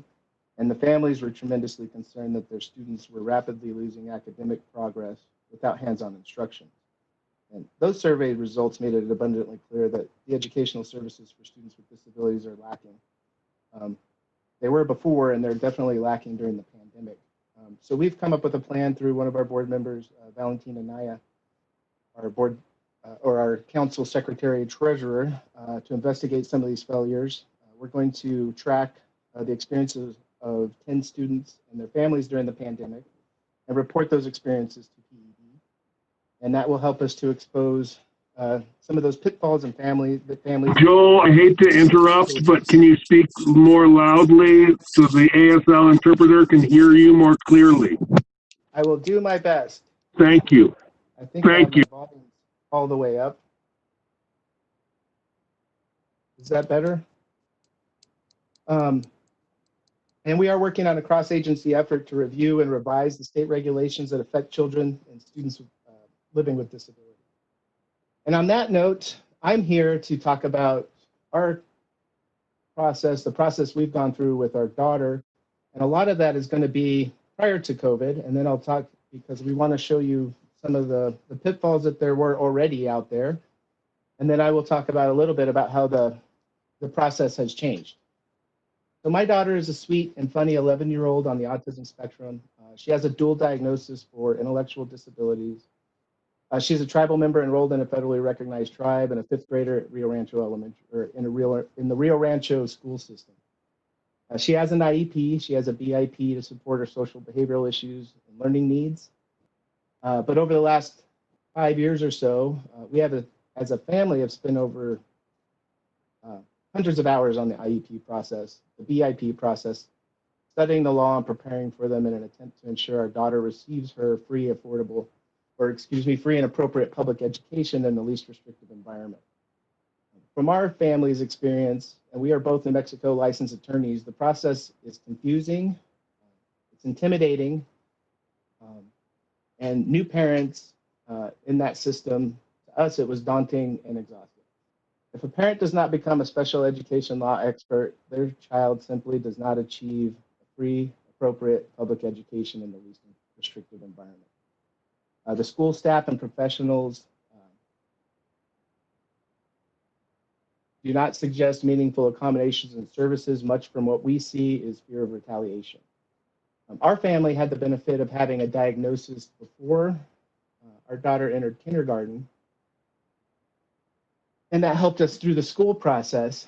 She was able to go to Shining Stars in Rio Rancho, which is a speech delay preschool or developmental delay preschool. In that school, it's an inclusive setting. She was able to learn from peers. Half the class are special ed, half the class are peer models. And when we went to the general school, the elementary school population, we kind of expected the same. In kindergarten, our first IEP was during a time we were still unfamiliar with autism needs. We'd only had a diagnosis for 6 months to a year. We were coming to grips with their diagnosis. But being lawyers, we both read the special education law books. I mean, we spent the money on, I don't know how many of these now. They're about $100 each. You need a volume of them to be able to really address each individual issue. The process under the IDEA looks good on paper, and it's intended to be collaborative. So we expected to walk into the meetings and be able to rely on the staff and professionals to ensure that my daughter received her FAPE. We expected their help and guidance. But instead of that, we found a system not supportive of special education needs. The first fight right away was taking her one-to-one support, which is what made it so she could participate in a general education setting. She was a runner, so she had some safety concerns as well, but she had a hard time interacting with students without the one-to-one. They slowly moved her away from her peers into smaller and smaller group settings, despite prevailing research of integrating special ed students with general ed students. And after each IEP, she was, like I said, moved further and further away from her peers. And then once you get in those small group settings, it's very difficult to get out, and I'll highlight that here shortly. So in those meetings, we had asked for ABA therapy, which is applied behavioral analytics, under the supervision of a board-certified behavior analyst. It's the leading therapy and support for a child with autism to help them navigate their behavioral issues. It's one of the many options that the school and the professionals know about, but it's also one of the ones that they deny every time you ask for it, unless you have to go to a due process hearing. So we did that one, and then our next IEP, in 2017, we passed HB 75, which was the Limiting Restraint and Seclusion in School bill. I was the expert on behalf of the New Mexico Autism Society, and Rio Rancho was the only district that opposed it openly. So at the very next IEP, we were told we had to put the language from that bill into our IEP to allow them to restrain our daughter because it was district policy. When we asked for a copy of that policy, there wasn't any because it wasn't the policy. And so to us, it definitely felt like retaliation. But the big issues didn't really happen until last year. As part of her IEP last year, and many hours of requests and suggestions, we were supposed to be provided a copy of her daily schedule, daily notes due to past communication problems, and notice if there was a crisis team call. We were convinced by the school that our then 10-year-old daughter would be served better doing her academic portion of her day in a small group setting with students on her academic level. But then her time in the general ed classroom would be maximized and that they had enough staff to accommodate the plan. Unfortunately, right after that, we learned that the small group setting with kids on her academic level meant our 10-year-old daughter would be in a classroom with 5 and 6-year-olds that were high behaviors. There wasn't enough staff to take her to her general ed setting, so she hardly ever went. And she immediately began to regress and pick up unwanted behaviors. The behaviors of her being a child at 5 or 6 that we had worked for several years to extinguish were being picked up again because those kids were doing what 5 and 6-year-olds do to get their needs met, and it was working. And she learned that quickly. Over the course of the first month of that IEP, beginning of last year, there began to be crisis team calls and behaviors we had never experienced. We were not given any answers in her daily notes. We still hadn't received a copy of her schedule to know if she was even scheduled to meet the IEP requirements. And so we had an IEP in mid-October and expressed our concerns about the inappropriate small group classroom and those other issues that were missing. Fortunately for us and my daughter, in late October, right after that IEP meeting, my wife volunteered at the school's book fair for my son's class. And when her general ed class attended the book fair, our daughter was not with them. But we got a note home that day saying she had a great day with her peers at the book fair. It was obviously a red flag to us. Our daughter can't tell us what she did or happened during the day. So we started looking into things more.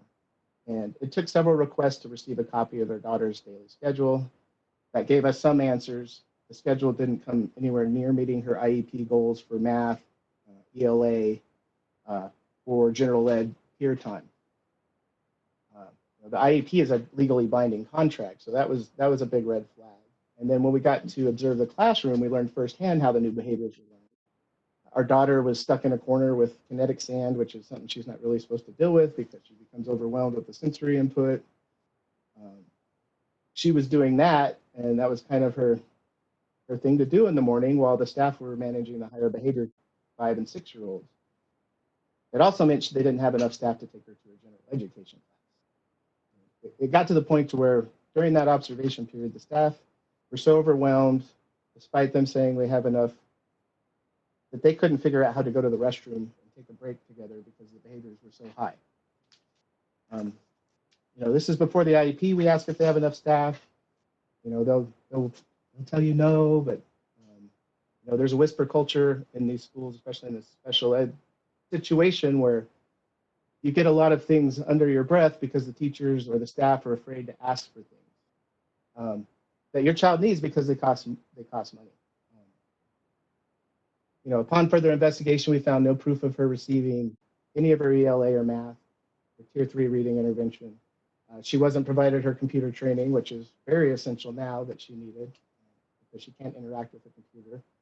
And that classroom was escalating her in the small group classroom because she had no behavioral supports or attention. And again, we'd asked prior for ABA intervention in the classroom to make sure she could attend more general ed settings so she'd know how to act. We kept getting told it was happening, but it wasn't. And the only reason why we caught it was because my wife happened to volunteer at school one day. After that, we got a professional. We obtained at our own expense an independent BCBA to observe the classroom on multiple occasions. She agreed with our take that the IEP was not being implemented with fidelity. Special education classroom environment escalated our child. It lacked staff to accommodate the requirements. And there should be a reward system to properly implement positive reinforcements to encourage appropriate behaviors, such as those provided through ABA services that we've been asking for. We received daily notes, finally, but when we compared those to the behavioral notes, they didn't match up. We got several notes that said that she had a great day and everything was fine, and then when you would compare them to the behavior tracking notes, crisis team was called and we didn't get noticed, or other issues like that. So we couldn't address her issues because we didn't know what happened, and she can't tell us what happened. Finally, after trying to get her moved out of that classroom, we got pushback from the school. They said they couldn't do it. It wasn't possible to put her in a different class, even though there was another class with her age group that were lower behaviors and more appropriate for her. I reached out to the superintendent's office on several occasions and got no response. So we kept contacting experts and special education attorneys to help us come up with a plan, one that was approved for kids across the state and definitely across the country. We're definitely behind on how autism is treated in schools. We asked for a new FBA, functional behavioral assessment, because of those behaviors and trying to figure out how that's happening and where it's going, or how to address them. And then we also asked for the staff training in positive reinforcements by our ABA providers that we paid personally for at home. We showed that our daughter received ABA training 4 days a week at home, and during that she could focus on a task for 30 minutes at a time for 2 hours time frame. But the goals they were giving us in our AEP was for her to be able to focus on a task for 5 minutes because of the failure to bring ABA into the school or to address her behavioral needs so that she could focus due to the classroom setting. Joel, I hate to interrupt, but you are really coming in and out on your sound. I don't know if it's a technical issue or your earpiece or our internet connection, but you are coming, it's definitely coming in and out. So I'll get off now, but I just wanted to warn you. Thank you. Let me take off my earpiece and see if that helps.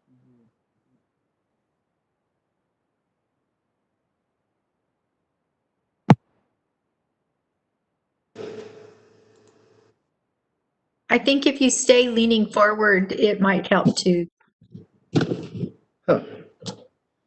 Okay, I'm on a hardwire connection at my office, so I was trying to do my best to accommodate that. Yeah, that's good there. That is much better. Thank you. I apologize. My practice session didn't help.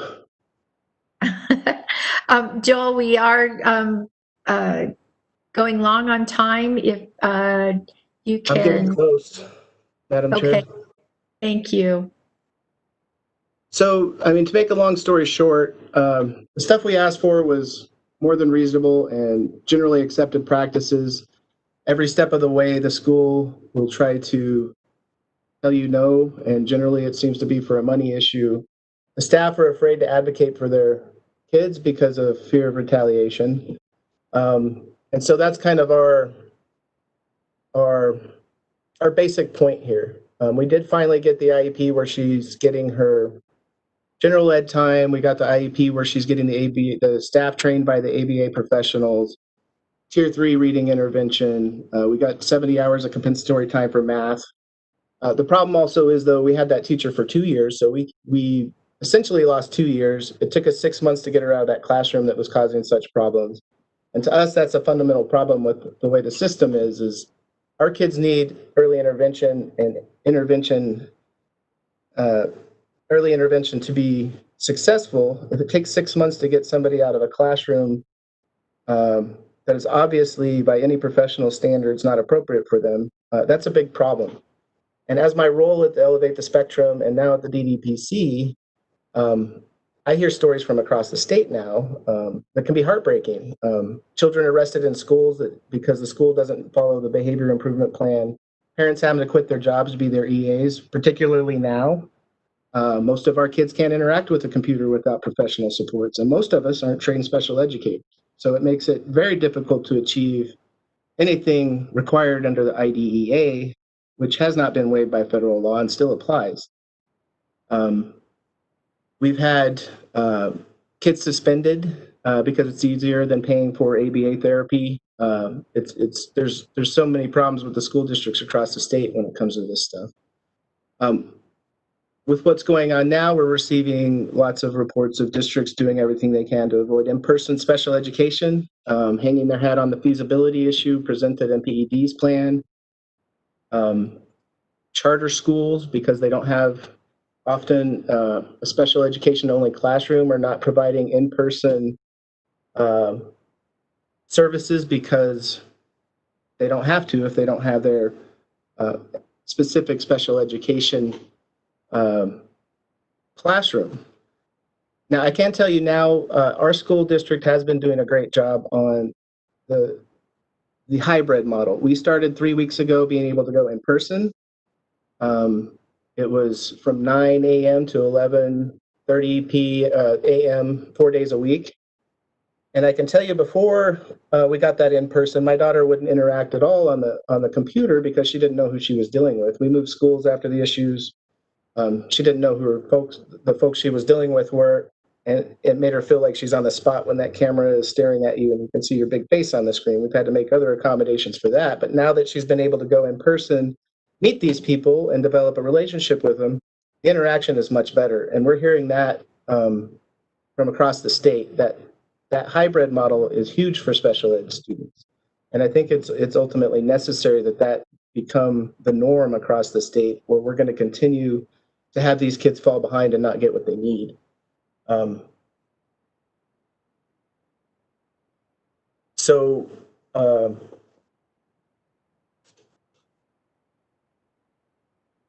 a legal standpoint, and on that end, special ed parents whose children can't participate in the online format without in-person professional support are likely due alternative placement, compensatory time, or both under IDEA. And if the situation isn't approved across the state where they are following the hybrid model or getting these kids help in person at home, I believe there's going to be a slew of due process complaints, and it's going to exacerbate our financial crisis in the system.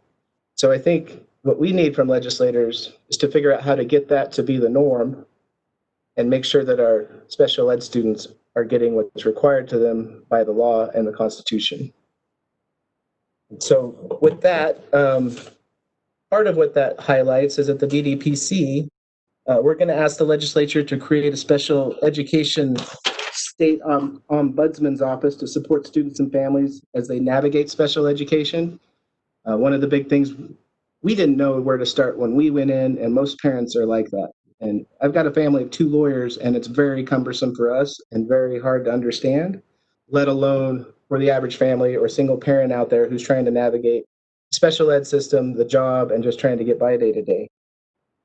We believe that independent oversight and support for parents will go a long way in helping to address these issues. And with that, I'm going to turn it over to Laurel. Thank you, Joel. And next we have Laurel Nesbitt. She's a staff attorney for Disability Rights New Mexico. Thank you, Madam Chair, members of the committee, for having me here today again to speak. I really appreciate that opportunity. I am going to try to share my presentation, and I sometimes have some issues with this, and I do also sometimes have some issues with my sound, my audio. So please do let me know, ASL interpreter, if I need to do something different or other. All right, I'll attempt to share now.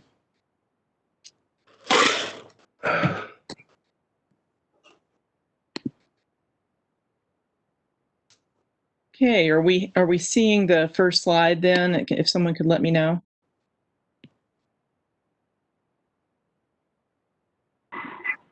I'm sorry. Yes.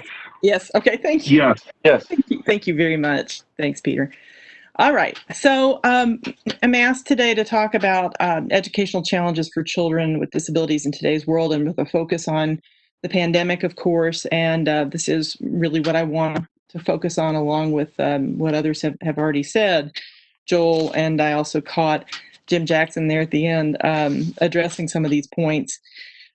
I am a staff attorney at Disability Rights New Mexico. I'm also the parent of a 14-year-old son with autism. I'll bring him in a little bit at the end of the presentation just to talk about some of the issues we've dealt with, or one of the issues we dealt with. I want to talk about two sets of challenges that the pandemic poses. Both the remote learning issues and the in-person learning issues. And let me tell you, those of us who are attorneys and advocates in this field, we are talking about these issues all the time. And I know, of course, that administrators and educators and other providers are talking about it all the time. These are very, very difficult matters to address about how to provide a free, appropriate public education for our kids with disabilities during this time. One thing I do want to say, I am going to give some examples, and some of them have already been hit on by Joel Davis and by Jim Jackson. But in kind of giving some examples of what we've been seeing and what's been reported to us about the challenges, I want to just say that we at Disability Rights New Mexico are not pushing for one model over the other. Personally, I will say I have a son who's now in a hybrid learning model, and I'll agree with what Joel is saying, that seems to be a better model for him as a child with autism. But we are not pushing for a particular model, because the problem is that these matters are extremely individualized. The special education by definition is individualized, but in this time, it's particularly important to see what the particular needs are of the student. And there are certain factors that will be in the forefront or in the background for any student. So anyway, with that little disclaimer, I want to talk a little bit about first remote learning, some of the challenges of remote learning. Joel really hit the nail on the head about this problem of parents not being special educators, not being educators, but certainly not being special educators, and being really, really required to be with their kids for this process, for anything to happen, even if anything is possible to happen at all through remote learning. And so I think it's very important for us to talk about how this impacts the standard of free, appropriate public education, because honestly, this isn't free. This is not free for families to be acting in this manner as supports, constant supports for their kids. So, because, as others have said, many children with disabilities cannot access remote learning at all without constant, steady parent support, several hours a day, not just checking in now and again, but really being right there with the child for every piece of what's expected with remote learning. They're not paid to act as an EA. And in fact, they're commonly taking hours away from their jobs to do this work and working in the other corners of their day. I have some experience with that. So, but I think I have there's a family I know well who have a child with autism in third grade, and they're a really good example of this issue. Their child needs absolutely everything to be assisted in the remote learning experience. He needs help logging into the computer to begin with. He needs help moving between different Google Classroom meetings. He needs help being able to type and to be able to turn the microphone on and off, because he's a child with autism and he has social communication deficits. He's nervous when he's called on. He has difficulty communicating with others in that medium.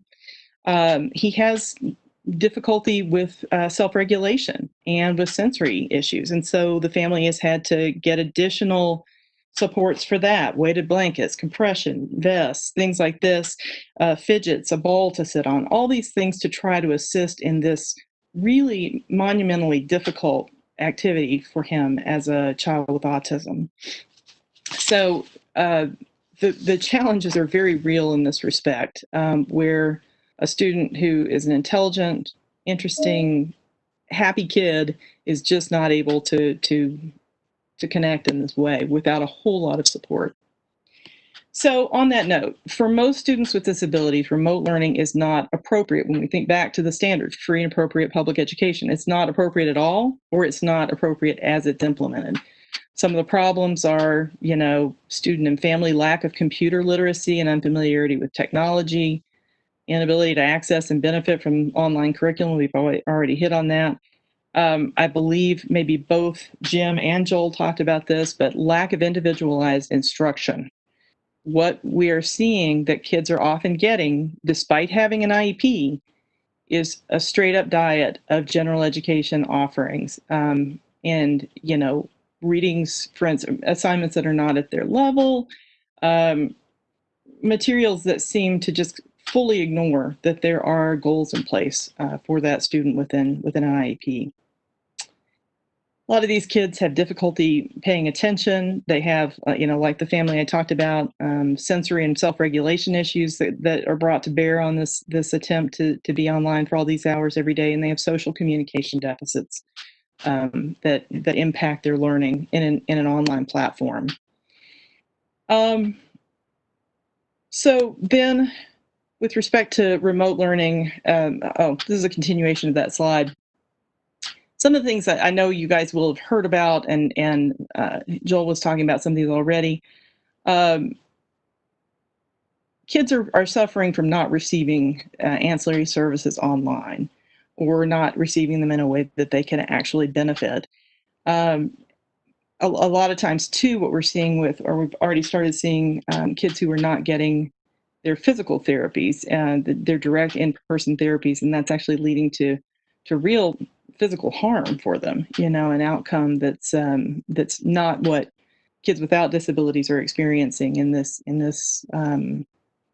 current state that we're in. Kids not receiving the accommodations that are and the modifications that are listed in their IEPs, and some of those, although some of those might have to do with an actual classroom setting, a lot of times there are ones that could transfer, or there needs to be a new assessment done about what accommodations are needed in the remote learning setting, and that simply hasn't been done in a lot of cases. A lot of these students are not receiving appropriate assistive technology to allow them to access and to benefit from an online educational platform. Impact on mental health, impact on behaviors. We are seeing, there's a lot of discussion about that locally and nationally about how, and I know that there's been testimony in other committees at other times about this, about the impact of mental health of COVID and on and of this online platform. Impact on behaviors. I mean, I do think that we are seeing some increase in particular types of behaviors, and I think, you know, disturbingly, you know, there was a case brought up to me recently where there was a student who with a disability who was actually disciplined, given a suspension for not complying with the remote learning rules, not being able to engage properly online, and that is something that we would expect to see more and more as remote learning continues to the extent it does. Evaluation problems, initial evaluations to determine whether a student is a student with a disability for purposes of special education, and reevaluations. These are either not happening or are happening very incompletely. And the district's not offering in-person services in the home, even when that would appear to be feasible.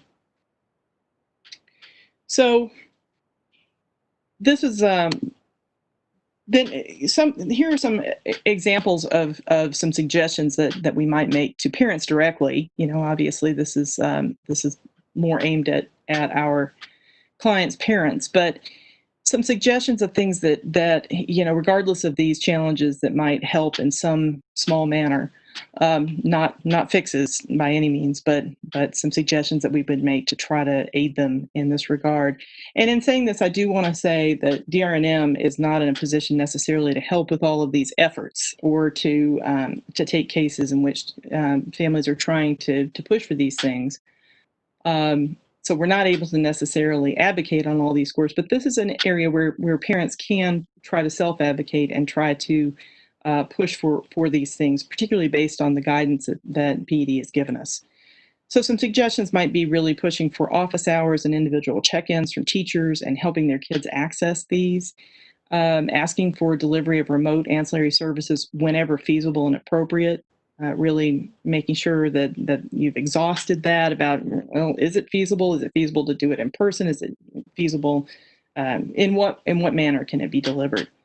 asking for delivery of in-home services whenever feasible and appropriate. This really seems like it could be happening more than it is. Asking for accommodations and modifications for remote learning and for help in identifying those accommodations. And finally, we know that it is an exception in the guidance that students with disabilities should be able to have in-person instruction at school when feasible. Asking for that, pushing for that, and asking for that directly in an IEP and documenting that in a prior written notice, and having a denial of that should that, and maybe it won't. Maybe there'll be the ability for that to happen. So these are just some ideas about how to approach these matters, but there is no easy there's no easy route through this. On the other end of the spectrum, you have challenges that are specific to in-person learning. There, of course, are students who cannot come to school at all right now. Medically fragile or otherwise vulnerable students with disabilities are unable to come to school, and also, double whammy, are likely not to be able to access and benefit from remote learning in as we've talked about already. Those who could come to school are likely to experience a lot of students with disabilities would experience sensory and self-regulation issues, difficulty wearing masks and social distancing, keeping at appropriate distances, and experiencing then disciplinary responses to not being able to maintain COVID-safe practices. Likewise, I think there's a real question in my mind and the mind of others about whether physical restraint, which is really a safety concern anyway under even the best circumstances, but it by definition does not adhere to COVID safe practices, and whether there might need to be a moratorium on restraint, certainly during this time of the pandemic. So what we see then is that, stating the obvious, that COVID-19 has widened gaps that already existed for our students. It's underscored the equity concerns that we have for students with disabilities in our state. And as Joel indicated, the question really has moved over into the realm of how are districts going to measure and appropriately compensate for what our students have lost, how they've regressed, what skills and what learning loss they've suffered, which really is a very big question, and a lot of different ideas flying around about how that can be done, whether through a conventional compensatory education approach or by other approaches. But that does become the discussion about how then do we try to make up for this when the losses are so devastating and so large. In the next part of my presentation, I want to talk more generally about some issues that impact students even outside the pandemic. Students with disabilities suffer before, during, and after the pandemic when their education fails to, 1, understand their disability, and 2, anticipate and support their behavior. On the first of these, and this is something I've been talking about a lot recently, but I feel like we do need to really recognize that in our districts, we do not have adequate training and preparation for our teachers, administrators, and other professionals to properly understand how specific disabilities are impacting their students' learning in the classroom. In other words, they lack training in these specialized evidence-based teaching strategies that we know are or that others in the know can tell us are necessary for the success of these students in school. And although we know that this is happening across the state, it is particularly a problem in small, remote, rural school districts in New Mexico. Just to go quickly through this slide, I mean, we know that some of the high incidence disabilities are autism, dyslexia, fetal alcohol syndrome, actually, tic disorder, including Tourette syndrome and ADHD. And yet, and we would think that we could expect to find these students in our classrooms, and there would be preparation to welcome them there and to have a functional inclusion setting. But what we do find is that districts often struggle to provide appropriate special education and related services to meet the needs of these kids. in the classroom. So then the question is, what's the consequence? What does this lead to?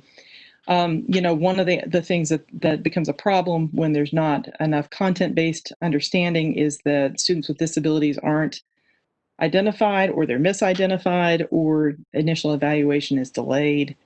Of course, instruction not being appropriate and specialized and not consistently implemented across settings.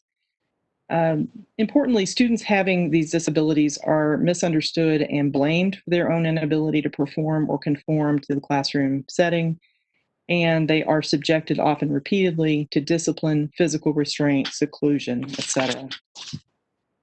And this will be sort of an overlap with the next part of the presentation as well. Potential solution, with regard to this, is that we need to have, during this time and ongoing, more supports, more infrastructure at the state level where there is expertise that can address questions that come up regarding students with specific disabilities. If we had this kind of robust system of technical assistance, training, professional development, and other supports, it could make really quite a world of difference for students with disabilities in our state. Next area I just wanted to talk about a little bit is behavior. The problem of behaviors at school for students with disabilities. This is one of the most pervasive problems that kids with disabilities face, is the fact that there are certain expectations at school, and that by virtue of their disability-related behaviors, they are unable to meet those expectations, or they struggle to meet those expectations, and there are consequences to that. Clinical child psychologist Ross Green, who's written quite a bit on this subject and whose book Lost at School I'm quoting here, he really talks about the difficulty of this dynamic. He says the essential function of challenging behavior on the part of kids is to communicate to adults that a kid doesn't possess the skills to handle certain demands in certain situations. And that focus on skills and the lack of skills needed to perform in a certain situation is pretty critical. Some of the things that happen to kids with disabilities at school as a result of their behaviors, it can impact, of course, their learning and their ability to make progress and succeed in the curriculum. That's a box that's checked on the IEP, right? Does this behavior interfere with the child's education? There's the likelihood that the child will be subjected to exclusionary discipline, like suspension and expulsion. And then finally, there's a much greater likelihood that there will be traumatic behavioral interventions such as physical restraint and seclusion, or needlessly involving law enforcement. And with that last point, I think it's important for us to remember that those interventions, to the extent they should be used at all, are interventions of last resort. But I think if you talk to a lot of parents out there, Joel's already addressed this a little, but I've heard from dozens of parents that this is something that is used much more regularly than it should be. And there really is a lack of appropriate response to the behaviors of students with disabilities in school. And also with this last piece, obviously we have then a growing concern about how this impacts what we know is a school to jail or school to prison pipeline problem, where instead of really understanding and responding appropriately to students' behaviors related to their disabilities, they're getting funneled over into that pipeline in a way that really is unacceptable in our educational system. This is another slide on that point, just that essentially kids with disabilities, along with low-income children more generally, and students of color, are more likely to be referred for discipline problems than kids with other backgrounds. And importantly, in that last paragraph, students with disabilities and the other categories of kids just mentioned are more likely to be punished more harshly than other students for the same behaviors, and they're less likely to have access to opportunities to develop social and emotional skills valued by schools. And again, there's that emphasis on the skills that are necessary to be able to fit in, to be able to actually succeed at school. Laurel, I don't know how many more slides you have, but if you could hurry, we lose our interpreter at 4 o'clock, and we're less than a half an hour with still yes, Madam Chair. Representative Ferrari. Yes, Madam Chair. With Representative Thompson still to speak and 3 public comment. I understand. I will move through it quickly. So really, I think in the way of and I am very close to the end. So what's needed for change in this regard is really a change in the way we think about children's challenging behaviors, and an understanding that these behaviors may respond from an actual inability, a lack of a skill necessary to meet the expectations, rather than a performance or motivational deficit. It's just not wanting to do what the child is being asked to do. Things like attention seeking, limit testing, or manipulating. Some of the potential solutions for this, again, to be a broken record: preparation, training, and professional development for district teachers and staff regarding specific disabilities. Having more behavioral professionals like Joel was just talking about, BCBAs and behavioral techs. Measures that minimize or eliminate the use of restraint or seclusion as behavior management practices. Measures that minimize the involvement of law enforcement or SROs in responding to behaviors, and then maybe just keeping track of data with respect to how many referrals are happening in juvenile probation offices. So I wanted to just sort of end with a story kind of on the positive side of this, about in our own experience as a family with a child with a disability who went through elementary and middle school, having an IEP. Just in terms of, I keep hammering on this sort of the need for knowledge and the ability to respond appropriately to behaviors, and to really understand the underlying disability. And whenever I think about that in my own life, I think about a point in time when my son was in first grade. We were heading into his first IEP. We sat down, everybody was there, seemed to be starting off okay. But then just a little bit into the IEP, there was this concern that was brought up that very day at either PE or recess. They would use a park that was nearby to do PE and recess. And Max had just decided he didn't want to come back. He wasn't going to come back, and he decided, he was staying. And so he lay down on the ground and he refused to leave. And so his EA, and I'll just call her Miss Amy. Miss Amy tried to get him to go. He wouldn't go. And then she said, well, okay, I'm just going to pick him up and carry him. And so she picked him up, carried him back to school, which I gather he allowed her to do. And and then the subject at the IEP was, there was a lot of concern about the fact that Miss Amy had to pick him up, and Miss Amy has a bad back, and that's likely to hurt her, and we just can't have this. This is going to be a problem. And as a parent, I started experiencing all of this real anxiety. At this point, I was already a practitioner in this field, and I had heard stories like this before. And I'm thinking, oh gosh, we had a good first year, but this is the beginning of the end. This is where it all starts to turn, because they don't understand my child and they don't understand his behaviors. They're not going to be able to get him to comply. Just as I'm starting to feel all this anxiety, the speech therapist, the SLP, who's right there in the team, just nips it right in the bud. She just steps in and she says, no, Miss Amy doesn't need to carry him. Miss Amy shouldn't carry him. And next time something like that happens, please call his team. Please call me.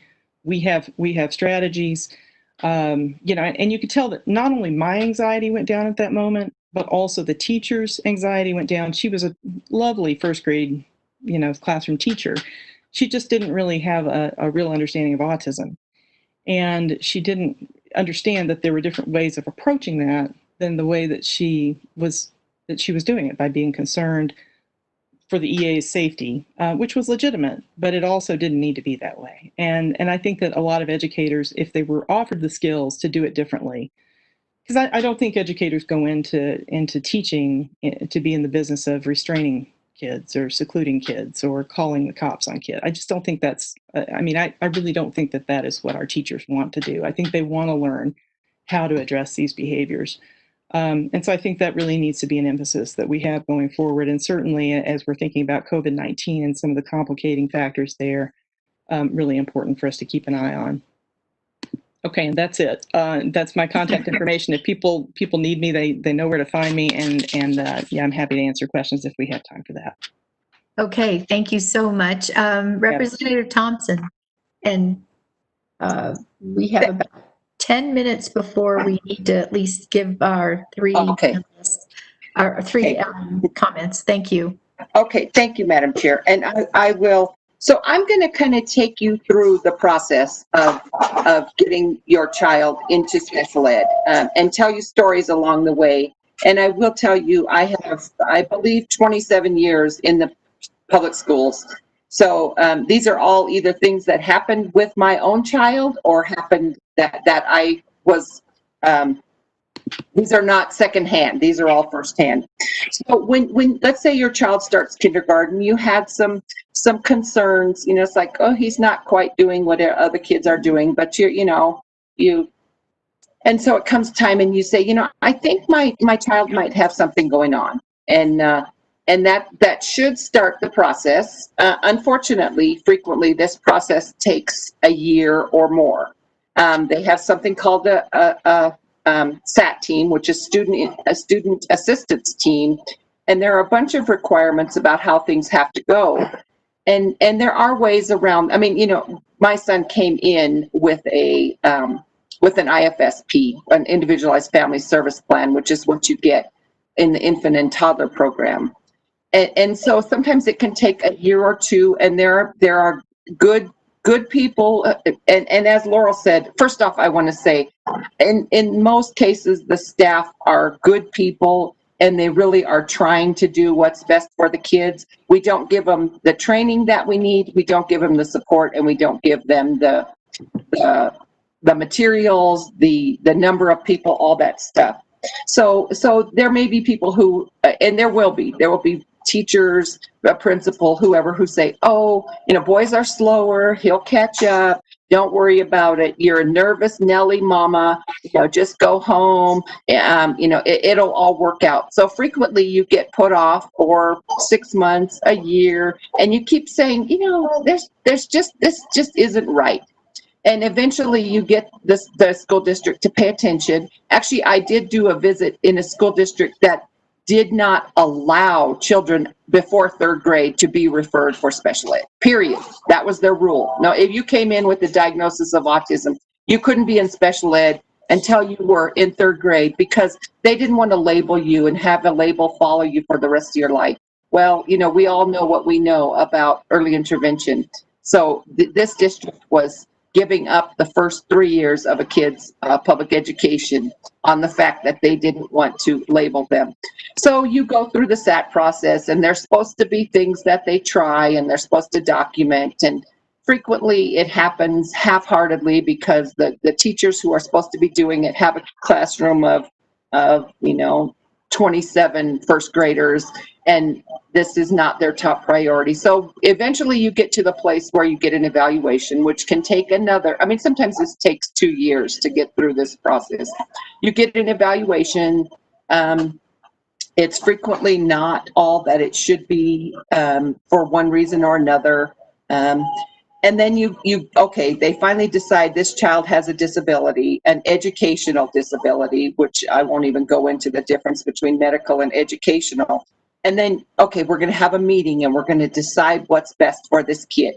So as a parent, you walk into a room and there could easily be 12 people that most of you don't know.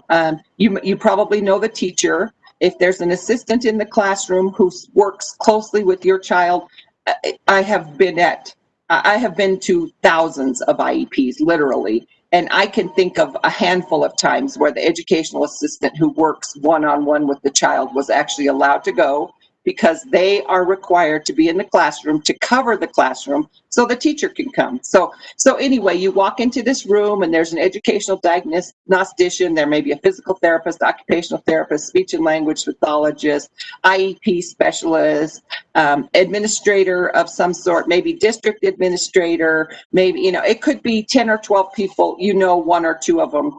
and that you're going to discuss your child. So already you are, and Joel put this just perfectly, it's adversarial. It's you against the world, essentially.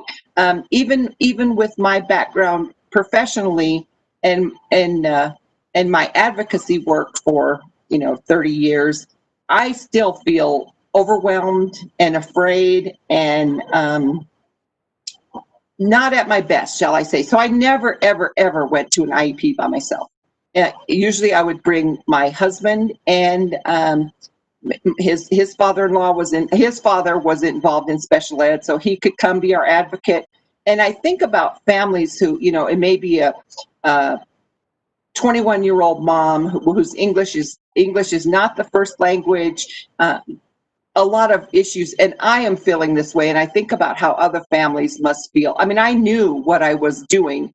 I had already been practicing for 10 years before my son was diagnosed. So you go into it like that. And the base where we're supposed to start is general ed. Everyone belongs in general ed. The only kids that should be removed from general ed are the ones who cannot be successful with the appropriate supports and services. And that appropriate support may be a person with them the whole time they're in a general ed class. Well, we all know we do not have staff for that, so that doesn't happen. So frequently we start off with where can we put them where they will cost us the least, where we can put the most kids into a classroom with the fewest adults. And I'm not blaming anybody. This is the reality of the system. This is not evil. This is just the reality of the system. They get put into a class that isn't general ed, and then they're kind of allowed to earn the privilege of being in a general ed classroom. And that worked fine for my kid. We wanted him in a special ed class because he's got autism and he's very distractible, and he did great in a special, but we wanted him to be able to be around his peers. And we were told, well, he can go into this class. And as Joel said, it didn't happen because there were never enough people to take one adult out of the classroom to get him. When he was going into high school, we signed him up for cooking class. It was a basic class. And when he got there, they turned him down, and they said, well, we'll start looking at what skills he needs to have to be in this class. And that is totally backwards. They needed to start looking at what they needed to do to make sure he was successful. And that's I was an advocate. I was the president of the New Mexico Autism Society. I was chair of the Developmental Disabilities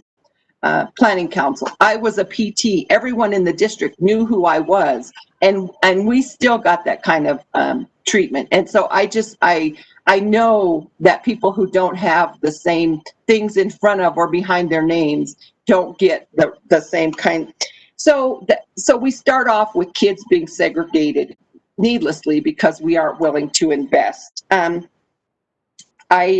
had a girl with cerebral palsy who was quite functional, used a motorized wheelchair, was pretty independent.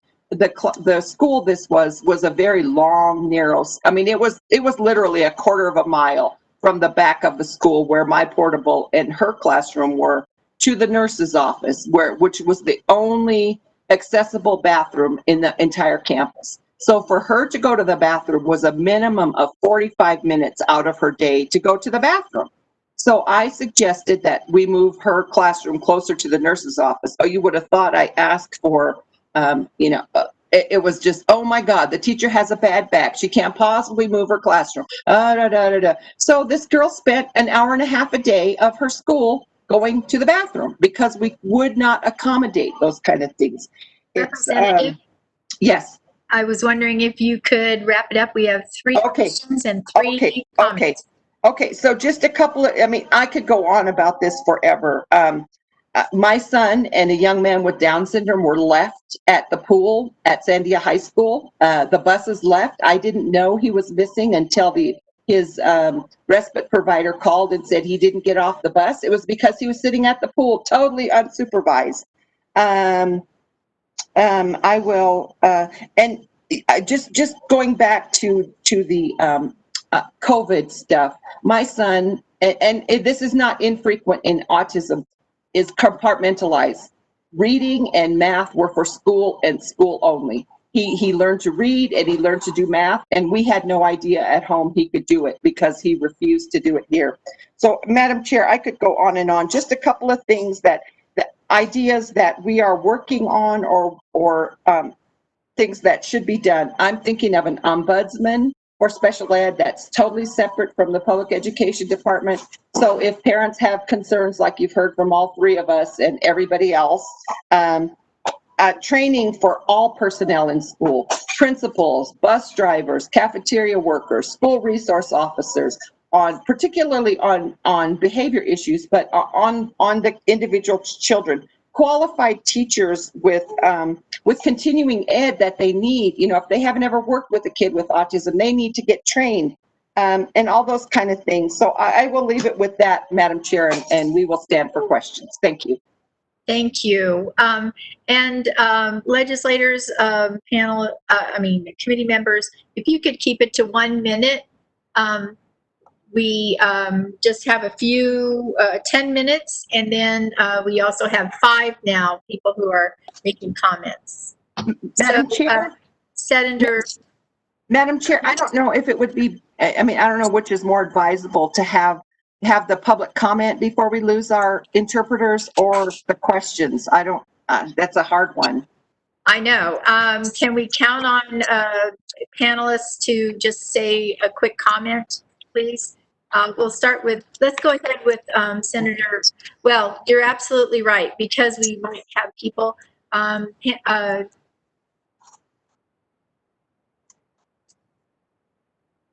Their answers might be important too.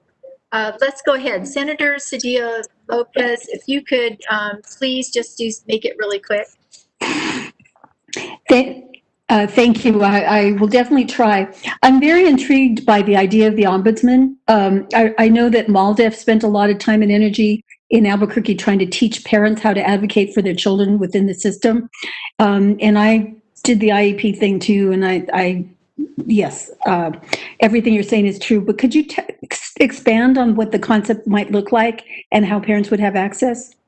But Madam Chair, it's just an idea in my head, Senator Cedillo Lopez, but somebody who was perhaps affiliated with one of the RECs or with DDPC, who was totally separate from PED, and it would basically, when you get your paperwork for your IEP, you get the number of this ombudsman.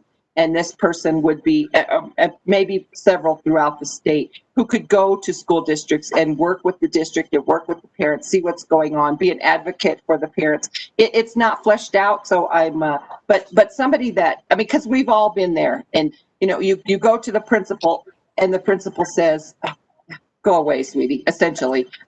So somewhere you could go and be taken seriously and get some real help. That's about as fleshed out as it is. And then I had the experience where I had a child who had a processing disorder, but it wasn't one of the ones specified. It wasn't dyslexia or whatever. And so we ended up having to get private assistance because the school just said, I'm sorry, it's not on the list or something. What list? I gave up and just got private assistance, and she graduated with honors from UNM and early intervention and all that. But what list? I never understood. There is a list of qualifying conditions per se, intellectual disability, autism, visual impairment, other health impairment. But because a child doesn't fit neatly into a box is no reason for them not to get services. You can always put it I've seen it done as other health impaired. It doesn't fit into one of the specific categories, but that shouldn't be a reason for them to be denied services. Unless, and it gets tricky here, as long as the disability affects their educational performance. Let's say there's a child with spina bifida who uses a wheelchair, who can access everything, no intellectual disabilities. They may not qualify for services because their disability is not affecting their capability to access the general education curriculum. Thank you. Thank you, Madam Chair. Appreciate the opportunity. Sure, thank you. Senator Lopez, do you mind waiting till after public comment, and also Representative Lujan? I'm fine with that, Madam Chair. Okay, thank you. Thank you. Sure. Let's go ahead and see if I can do this right.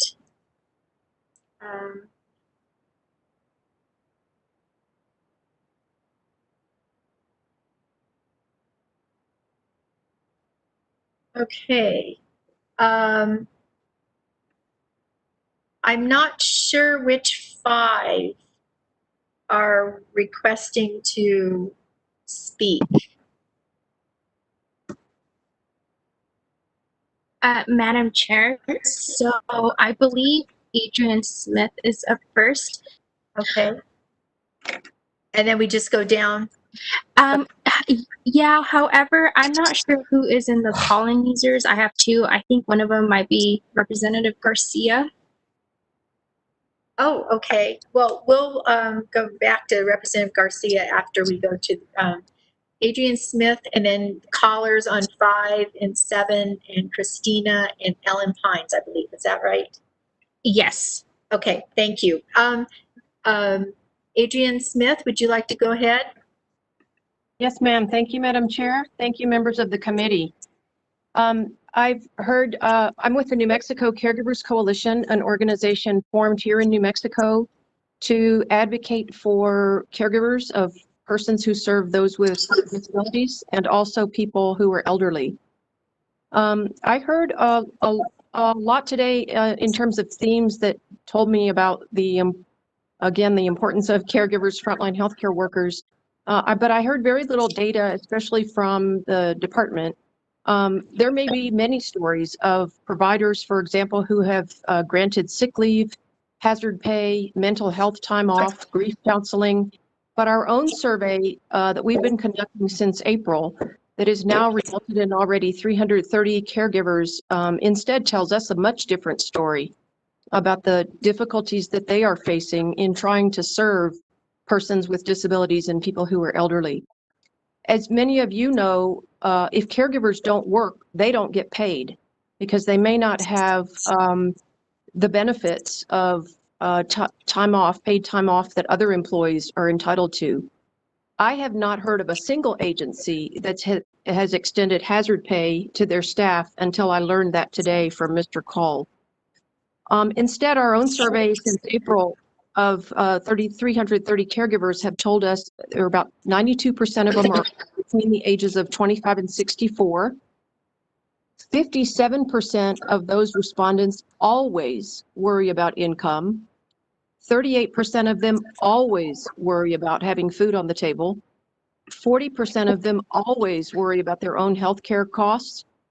60% of the people said that they would benefit from a life insurance policy. 45% of them said that they needed critical care insurance, vision, dental insurance. 82% of them said they need money just for groceries. One person called us twice to ask for a gift card. At one point, we were connecting people to $400 gift cards. Oh, I'm sorry, we're still doing that right now.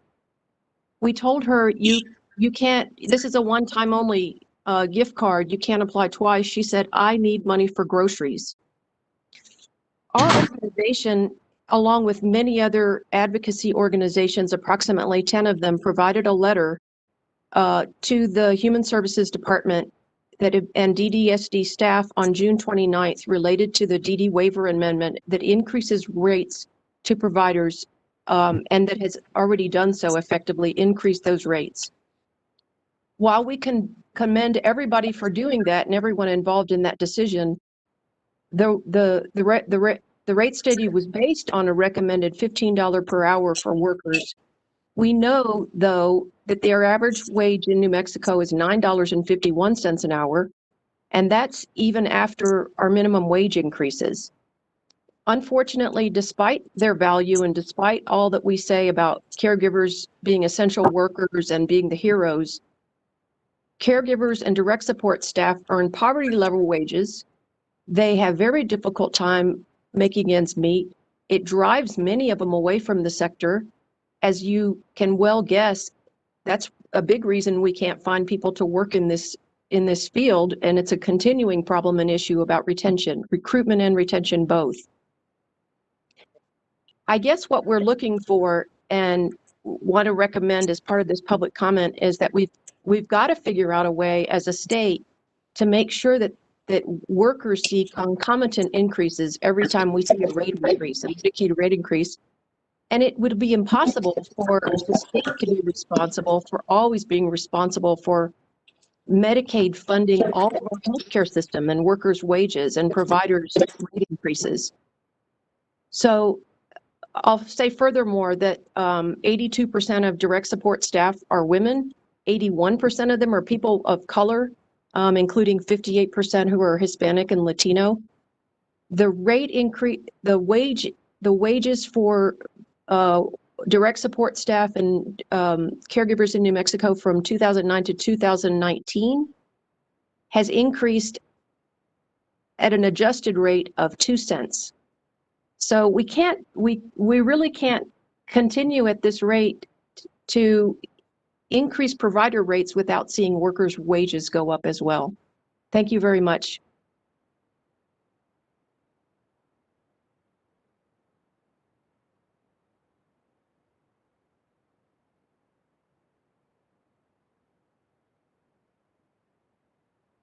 I'm sorry, I forgot to unmute. Ms. Is there Smith? a way we could get your survey? Yes, ma'am.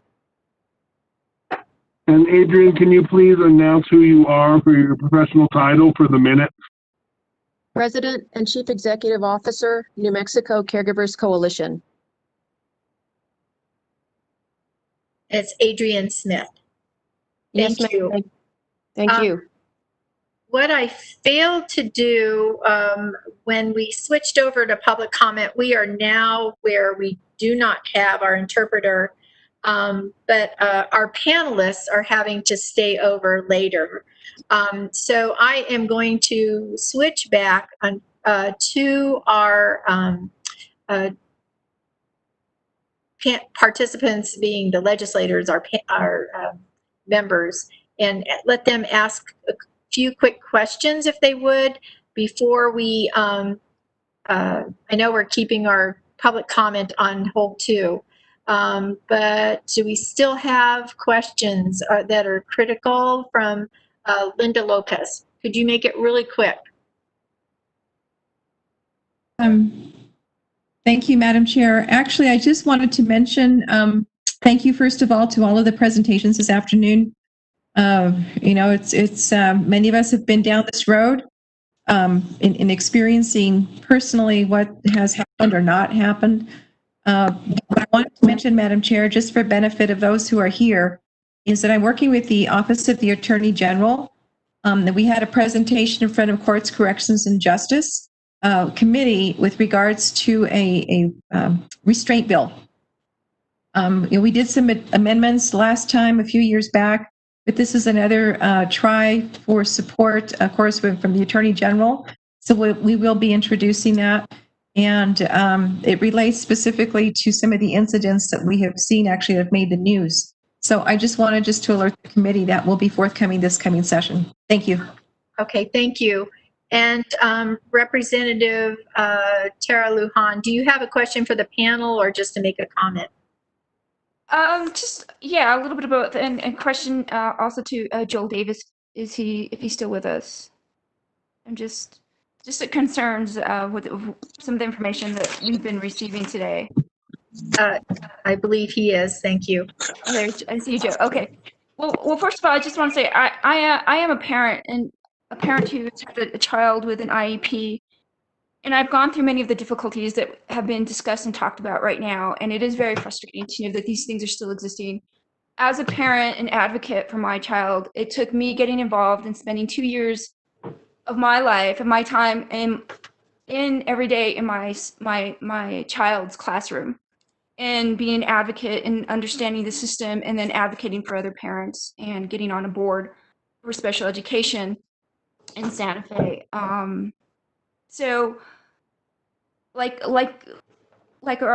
others have said, this is not new to us. We know the challenges, we know what's there. But Joel, can you tell me what is being done to train all our school board members, if at all, and our superintendents being involved in training our administrative staffs through our school districts on special education law and issues? Well, that might be something Liz may be able to address more directly. I mean, our experience is that that's what we hear across the state is principals and administrative staff do not have particularly any training in IDEA or special ed law. And that can create a lot of the roadblocks because they don't understand what their obligations are under the law. And that would be something that is something that we've been advocating for, to increase that and make mandatory training for those folks so that they understand their obligations under the law and we don't run into these situations. It seems to be pretty pervasive across the state. And Madam Chair, if I could just add on a little bit, in general, they don't know,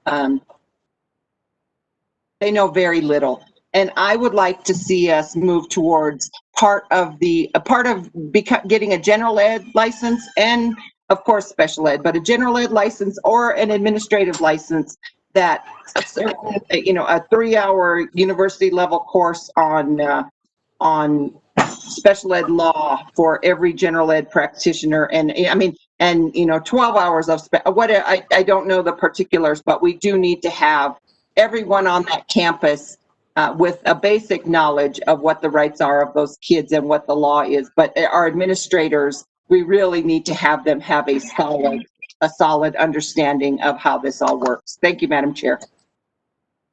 Thank you, Madam Chair, and thank you, Joel. Thank you, Representative Thompson.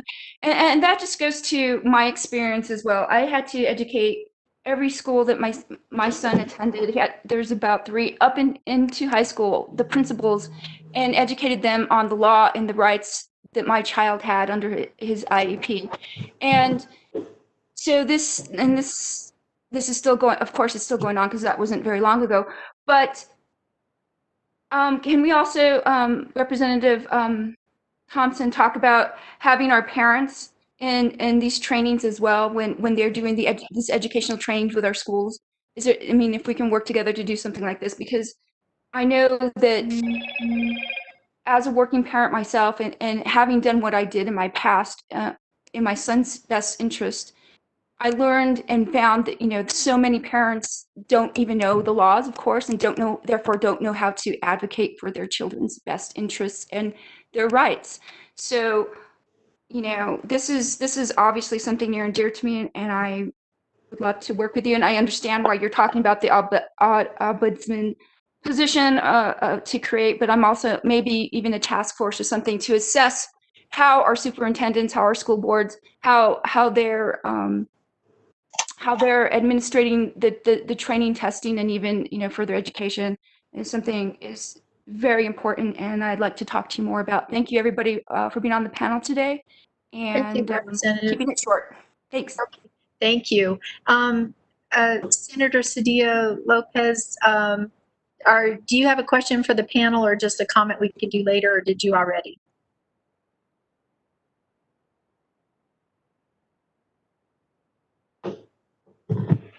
Okay, I think that, okay, we have. I'm sorry, I forgot to unmute myself when I was asking my question. Okay. Sorry, I was like, why aren't you responding? Do you have the data with regard to the impact how many children of color are involved in these processes or in special ed? My understanding is that they're overrepresented. And I just wondered if you had the specific data. Madam Chair, I don't have the data, but PED does, and you're right, they are overrepresented. And Madam Chair, if I might also comment, I think in addition to potential overrepresentation, there's also misidentification within, I think that becomes a problem too when it comes to students of color and Native American students, particularly as well, in terms of whether they're being adequately and accurately, served in their special education, in their IEPs, because of carrying an eligibility that's not right. So that's also an issue. I think we had to think about that with regard to the ombudsman too, making sure we have bilingual and cultural capacity to help them navigate the system. But thank you very much. The presentations were awesome. Thank you. Yes, they were. Representative Dow, can you, do you have a question for the panel? Thank you, Madam Chair. I do have a question for the panel. I guess I'll direct it to Joel. I have, one of my greatest concerns about our continued closure of the schools is for the children with special needs who are not receiving services, and those people who are having to accommodate them who have not been adequately trained or had any form of consultation, that have now become their caregivers and primary educators. If schools are not going to reopen, what is the obligation of the districts and the IEP to provide those education plans? And if they can't, do parents have a right to an alternative plan? And what do we do as legislators to make sure that happens? The most heartbreaking calls I get are from families who have children with special needs, and now early childhood programs who are serving these children are not equipped or receiving support services to accommodate their needs. Any needs, much less educational. Madam Chair and Representative Dow, I appreciate the question. And that kind of ties into two different things. The budget, they always say they don't have the money to do it, but we don't know where the money's going once it hits the school as far as special ed money goes. So we really need to work on identifying where the special ed money is and separating out from the general ed and being able to track it better. We do have that online portal that was passed this last year, SB 96, and hopefully that's being followed through and we will get that up soon. IDEA is clear. They have to provide alternative placement. They have to provide compensatory time if they can't do that. And you're in a rural area, and we've faced these issues out in your area quite a bit, where they're simply lay their hat on that there's not service providers because the service providers are paid for service, per hour. And it makes it very difficult to get, ancillary staff and support staff there at home. I think they're, my look at it is I think they have to provide alternative service or compensatory time if the parents ask for it. The way our system's set up, you have to ask for a due process hearing. You go through the due process hearing. If you do mediation, which most parents do, you sign a confidentiality agreement when you finally get what you want, and then nobody else knows about it. So there's not en masse due process hearings out there, and then you have those confidentiality agreements that keep people from talking. So, that's one of the problems with our system right there. I think they're due. I've literally been getting texts right now while we're talking about children who are at school, and they're getting, emails from their teacher. Why isn't your kid doing the work? And it's because they can't do the work because they don't have supports online. So parents are going to have to just ask. And then we need you all to support us with funding and helping us get that system sorted out so that it's not as adversarial and they're wanting to provide those services as opposed to block them. Thank you, Madam Chair. And so is there something legislatively that we should be doing? I see it as federal law, and I don't see that COVID provides an out for children with special needs through IDEA and FERPA, but is there a step we can take as lawmakers to assure? It's heartbreaking under ideal circumstances to hear what parents go through in the due process and the thing that they need. Not that school districts are able to provide the services. I mean, they do have a hard time finding ancillary services, especially in rural New Mexico. But what specifically do we need to do as lawmakers to back up families or to get the school districts? You're saying money. I mean, I'm the co-sponsor, Senator Candelaria and I co-sponsored Senate Bill 96. So I obviously want to see those dollars go to the children who are generating them. So, Madam Chair, Representative Dow, one thing I might add on this, and when you're asking about legislative fixes, I agree with you. It's a sort of a matter of federal law in the main, and that we're not. I don't think there's a way that I've thought of to deal with COVID-related issues, except that some of the things that remain huge issues outside of COVID, like evaluation problems and trying to nip in the bud the problem of delayed evaluations. I think right now the underlying question as we go into further into the fall and trying to figure out what kids need is that evaluation needs to be a great deal more real and more nimble and really coming in at the time when it's requested by the parent. So when the parent requests an evaluation, it's done then and not at the pleasure of the district when the diagnostician is available. This is a problem that we've identified for quite a while and tried to address through rulemaking, but it may be that that's a legislative fix that would make a difference as we try to figure out where students are at right now and how to functionally respond to what they need, whether it be through compensatory services or some other method. And Madam Chair, just to add on to that a little bit, I am working on trying to figure out a bill that will not get me shot in the street, to separate special ed funding from general ed funding. Because when I was visiting school districts, I had school board members and parents tell me that their special ed funding went to football helmets or their special ed funding went to band uniforms. So I know this is going to be really unpopular with a lot of people, but I think it's time we do it where all special ed funding is totally in a separate stream, so that we ensure that it's going where it's supposed to be going, not to put a new track down, not to pay for the superintendent to go to a conference in Hawaii. Thank you, Madam Chair. Be bold. Thank you. Thank you, Madam Chair. And I definitely want to make sure that we acknowledge the difficulty that school districts have in being, especially in rural New Mexico, meeting a diverse set of needs. I mean, every child's needs are different. And I know how hard it is to get providers. And I don't think anybody is trying to be negligent, but at the same time, there's an obligation by law. And I don't know. I think some of these alternative plans might be the answer if a district can't do it, and it would probably be something that families and districts would feel good about. But I also, I'll try to be brief. I know you're saying we have to be brief, but these personal stories that I'm hearing are not just affecting the children who have an IEP for a delay or a special need or because they learn differently. Gifted children are really suffering right now. So they need stimulation they're not getting. They are feeling isolated. I'm hearing about depression, regression. They're just not being stimulated in their education. It's too easy for them. They're bored and isolated. So, I mean, I think we have a lot on our plate, and I just really want to thank this panel for the work that you do. And I know it comes from a place of personal experience. And I don't have children with special needs, but I've worked with families who have children with special needs. And I always feel like we should be able to do more.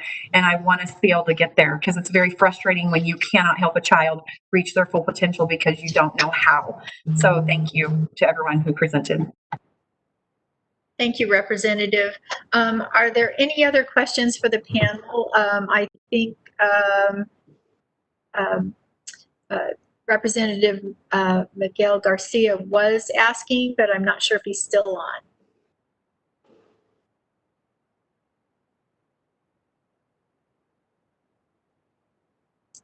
Okay, well, we'll go ahead and conclude and go to public comment, but I just want to thank Laurel and Joel for spending the afternoon with us and helping us understand even more of how challenging this is. And I don't think challenge is a strong enough word for what you've gone through, Joel, and with your daughter and other people.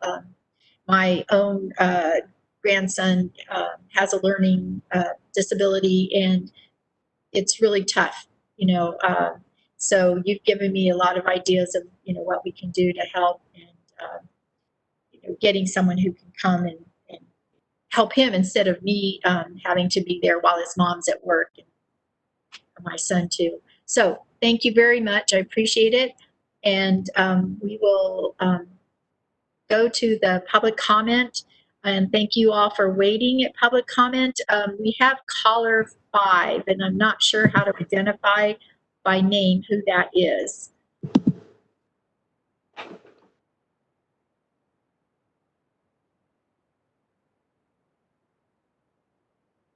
Go ahead.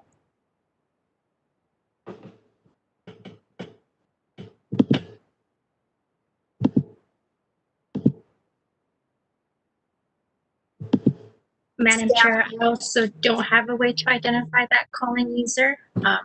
Okay, so should we do it by process of elimination? Go down to Christina.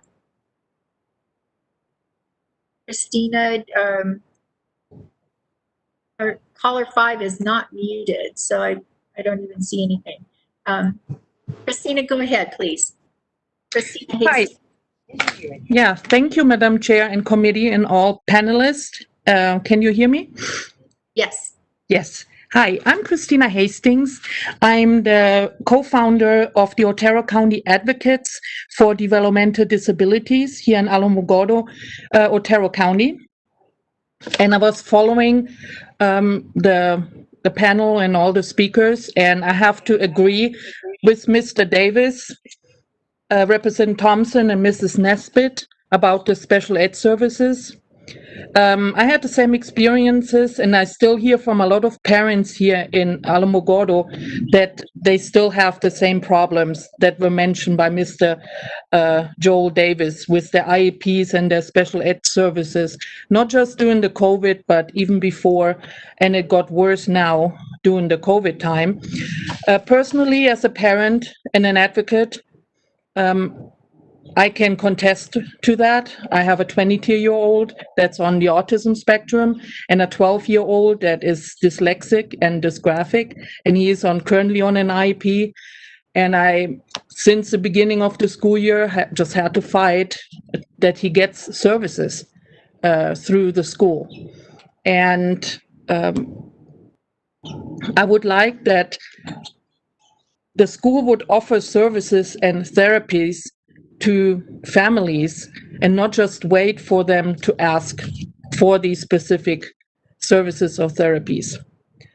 When I went through with my daughter, who is 22 now, when she first was diagnosed, I was fighting for her rights. I had to go to the Office of Civil Rights because her civil rights were not met. And we had so much training and everything done in the school setting. And I thought these trainings and the services and everything my daughter received at that time would carry over to other children, but unfortunately not. The families had to ask for these services, or like I had to go with due process and everything to fight for them to get these services. And like I said, for years I fought for this, and I wish that wouldn't be like this. They know what children need. They know what services are available. And through the IDEA laws, they should be seeking out kids with a disability. And they know the services, and just, consider them or tell the parents, we have this service available, we have this therapy available, we can offer this, instead of waiting for the parents to come out. And the parents are overwhelmed. They're overwhelmed with the diagnosis. They're overwhelmed with the new lifestyle they're facing with a child with a disability.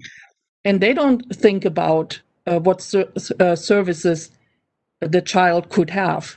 Right now, they're just stressed out that, everything, the whole life will change, and the outlook on the life of their child changed, in an instant when they got their diagnosis. So I know the schools are getting the trainings. I know the school know what the services are and the therapies, and I wish they would come out and tell them instead of waiting to be asked for them. And like I said, my daughter is 22. She graduated. We are in a new chapter in our lives, get her supported employment and everything. But I still cannot understand that we'll still have to fight for these rights for our children. Thank you so much, Madam Chairman and panels. Thank you, Christina. Next, we'll have Ellen Pines. Thank you, Madam Chair. Can you hear me? Yes, ma'am. Great. Thank you so much, Madam Chair and members of the committee. I think I may be the last thing standing between you and adjournment, which is an unhappy place to be, but as a result, I'm going to try to keep it short and drop about half the topics I wanted to cover. But I know Senator Ortiz-Pino was really missing me yesterday, so I didn't want to totally give up doing comment. The first thing I wanted to address is as I just wanted to encourage you, as Jim Jackson said, to keep on your radar screen that developmental disabilities are not the only disabilities out there. There are many New Mexicans with other types of disabilities who also need your attention and your support. And one particular thing that we would like you to do in that regard is keep the community benefit program in Medicaid Centennial Care. And I'm sorry, Peter, I forgot to put myself on the record. Ellen Pines, representing the Disability Coalition. We are a cross-disability coalition advocating for the interest of persons with disabilities of all types. The community benefit, as Jim explained to you, is the program within Medicaid that provides community-based long-term services and support to frail seniors and people with disabilities. And as such, it is an extraordinarily important part of the program. It is not living up to its potential, and we'd really encourage you to keep paying attention to it, to hear more about it, and help us get the state to do a better job on that program. I also wanted, there was some confusion earlier today, so I wanted to make a quick comment just to make sure that committee members understand. The DD waiver programs that we had a lot of discussion about today are part of the Medicaid program. They are administered separately from much of the program, which is in the Human Services Department. They're administered separately by the Department of Health, but all of those programs are part of Medicaid. That's why we get all that lovely money that Jason Cornwell referred to. That's the Medicaid match, when we get $3 federal for every state dollar. And everybody who's on the DD waiver is on Medicaid and therefore is getting all those other Medicaid benefits that Representative Thompson referred to. And I also wanted to add a very quick word to follow up on Adrian Smith's comment about direct service workers, whether they're serving people in DD programs or in the community benefit or otherwise. They are an absolutely key part of our workforce. They were pre-COVID. They are essential during the COVID period. They are doing, in many cases, close contact services at a time when contagion and an infectious disease are on everybody's mind. And as Adrian pointed out, we pay them badly. We have a lot of turnover. We are not promoting this essential workforce in the way we should as a state. And I hope that the legislature, HSD has done a poor job on this. They have essentially washed their hands of responsibility, in my perspective. And I hope that the legislature will kind of hold their feet to the fire, because we need these people and we won't have them to provide services to our frail elders and people with disabilities unless we take care of them. So thank you very much, Madam Chair.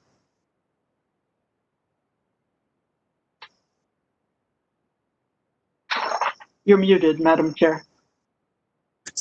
Thank you. Thank you for your comments, Ellen. We really appreciate them. And next we'll go, to Jill Beats. Jill, can you hear us?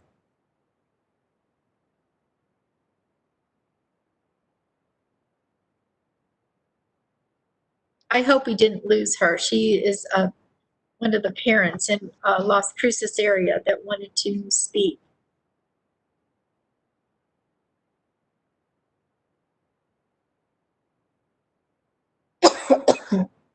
Excuse me.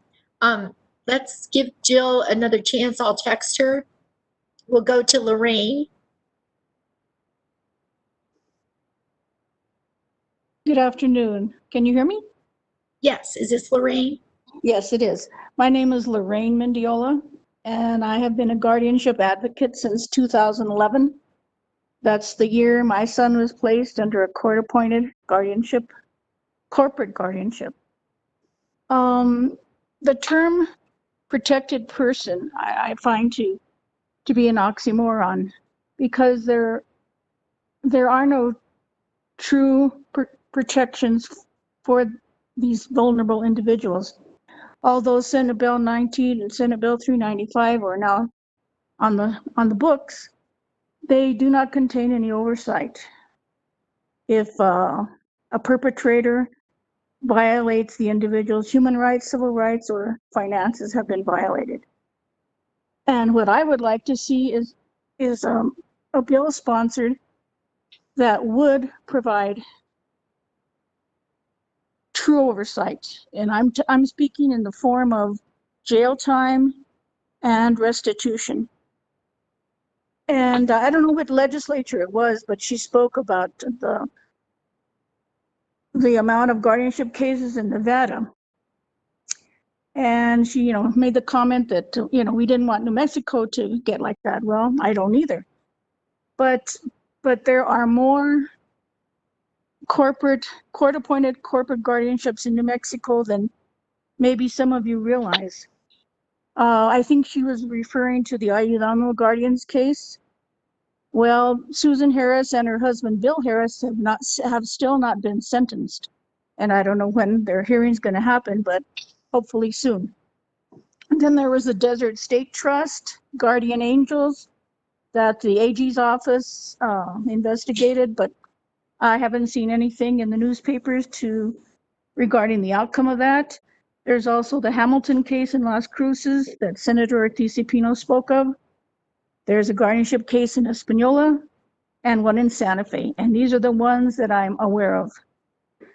And all these cases that I mentioned, the individual has a sizable estate and income. Getting back to Senate Bill 19 and Senate Bill 395, the only things that are contained in those bills are, yes, there's a grievance form to be filled out, but ultimately the judge that granted the guardianship, has control and say so over that. So it doesn't always, even though there's a form that they've created, doesn't mean that things are going to go well for the person under guardianship. And the task force, Ms. McCoy, thank you for the presentation this morning. But she didn't mention any family members. And I think there should be family members on the task force because we're very essential stakeholders. We've experienced the guardianship process. We've experienced petitioning the courts for a status hearing. I know that I've done that many times. Go to the hearing to report information to the judge that the guardianship company has not reported, and the judge just didn't seem to understand or didn't seem to care about investigating my claims. So I mean, there's guardianship is very complicated. It's a complicated situation, and we need what my concern is. We need oversight. These vulnerable people need us. They need us to protect them, and they deserve it. And now is the time to act. Thank you so much. Thank you, Lorraine. Next, we'll go back to Jill Beats, and she is a provider and also trying to help some parents get on the list. If we could keep it to 2 or 3 minutes, that would be great. There, I think we hear you now, Jill. Go ahead. Oh, I'm still hearing other people. Guardianship is very complicated. Go ahead and speak. I think we can hear over them. Oh, okay. All right. I can hear somebody else still talking, so I didn't want to talk over somebody else. Okay. Here's the story. My name is Jill, and actually I do work for a provider. I think when I talked to Representative Ferrari yesterday, I was letting her know there were several parents that wanted to know how to get involved in the committee, and that's why I was trying to do that. Only thing. And also trying to help parents get on the list. If we could keep it to 2 or 3 minutes. I think that's her webcast playing back, or someone's webcast is playing. Okay, perfect.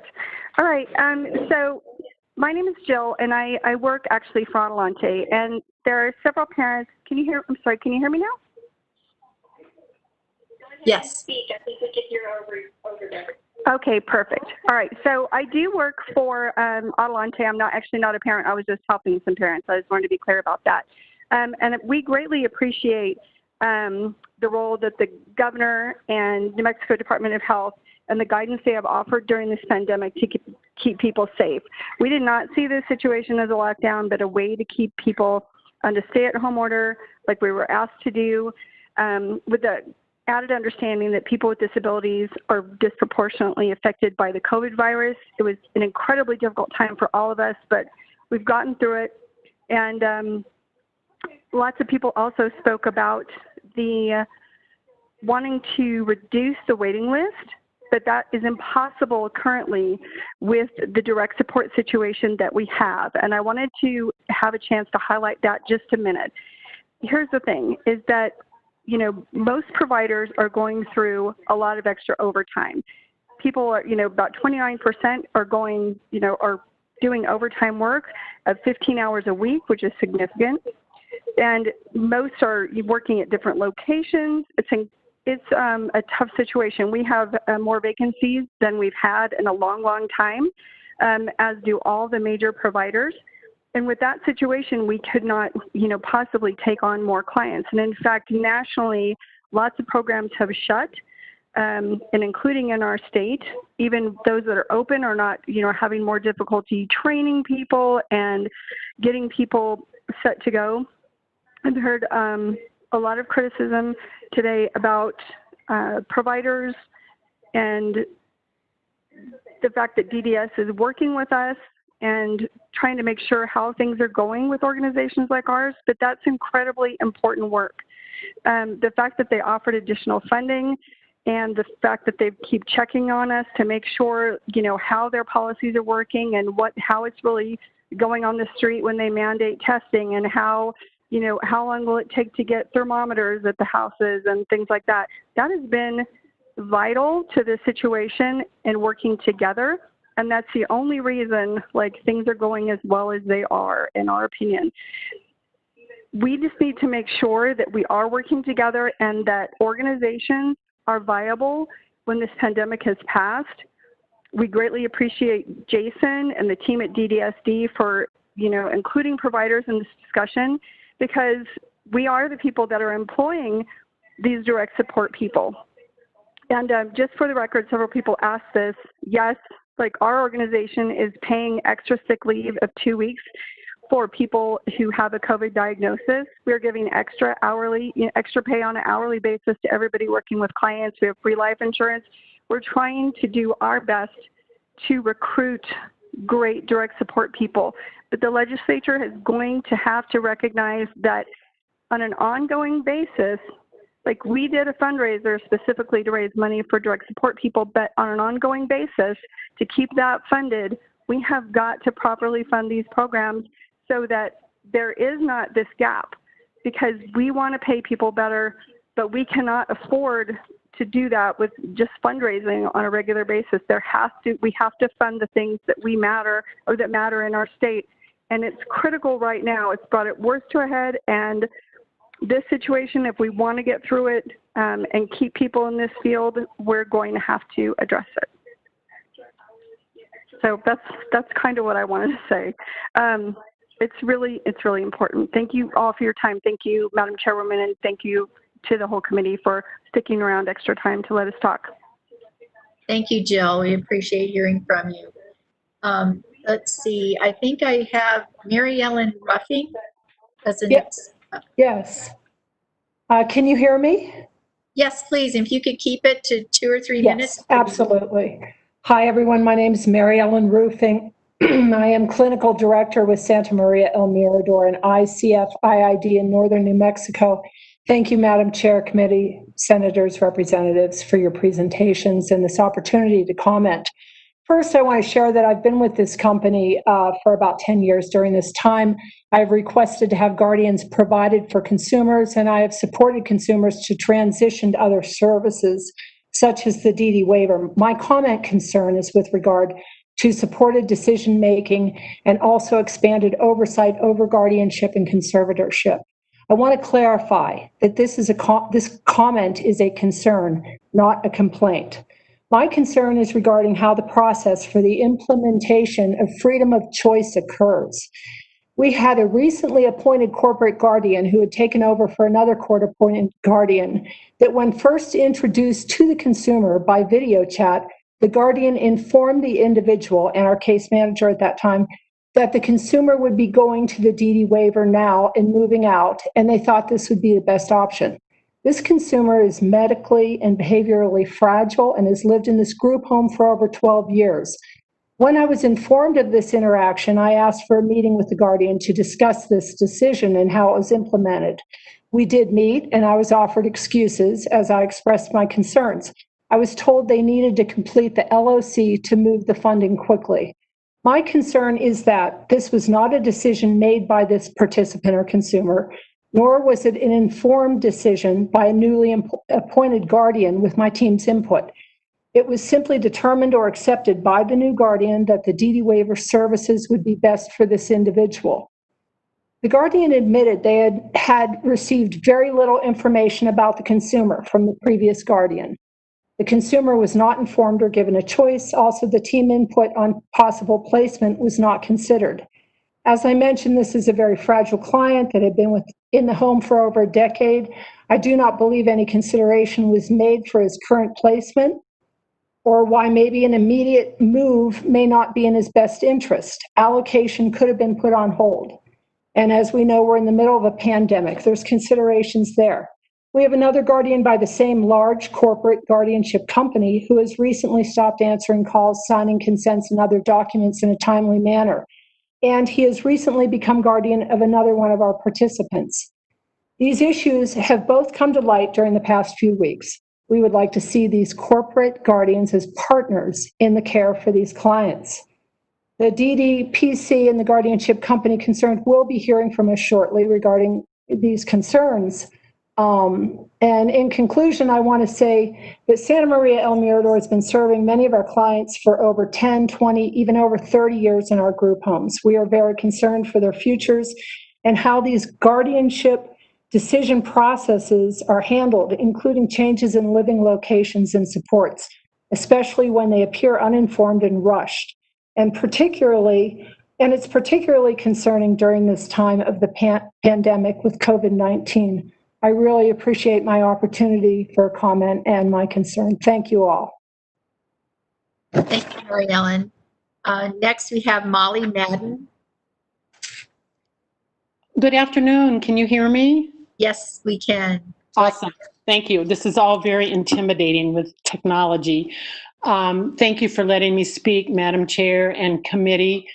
I have spoken to this committee many times in the past and am a retired Berlin school teacher.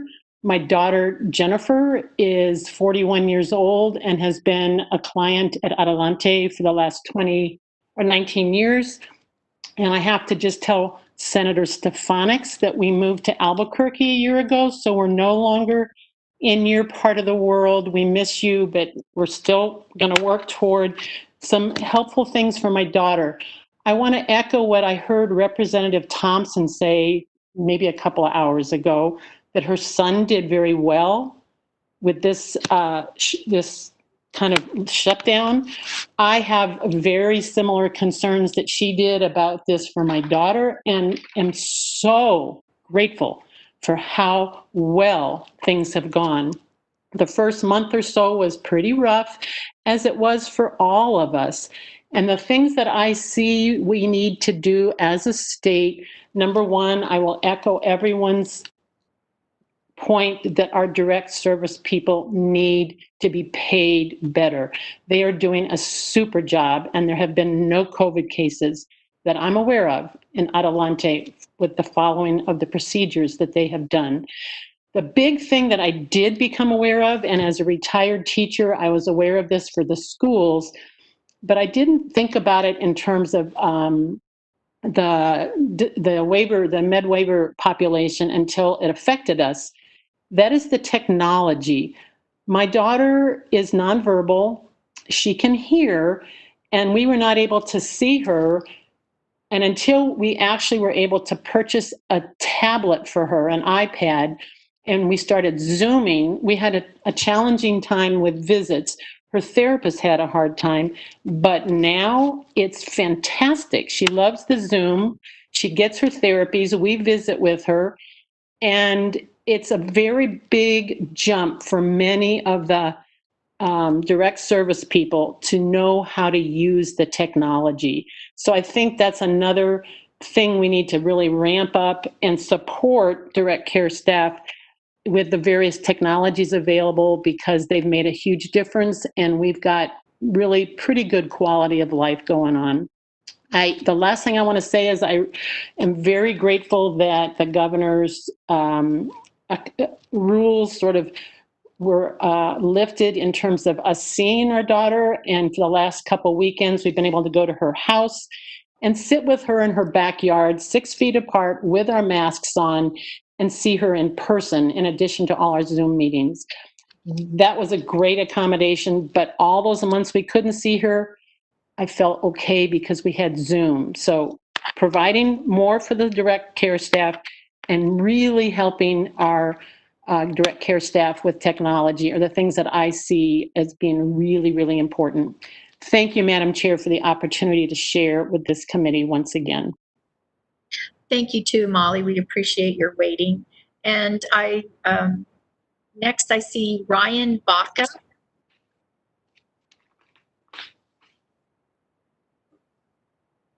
Ryan, are you still with us?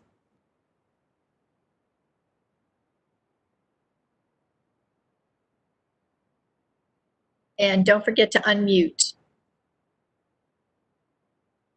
Okay, maybe not. Madam Chair, he is on, but we cannot hear him and he is unmuted. Oh dear. Okay. Let me see if I can call. There we go. Yes. Okay. Hi, Ryan. Go ahead. Hello? Oops. Yes, go ahead. Can you hear me now? Yes, if you can go a little closer. Okay, try and unmute. We see your.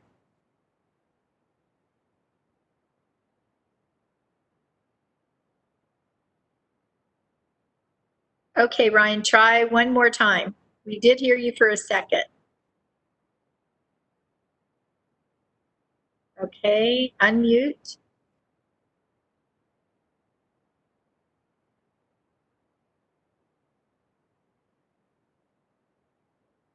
Can you speak louder? I'm not sure, or you're still muted.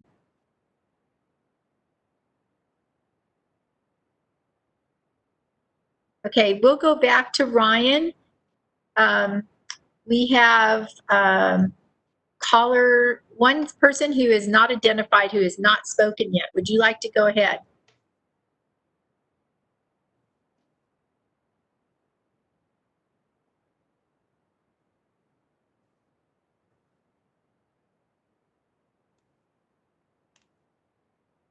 Okay, we aren't seeing anything for caller 5.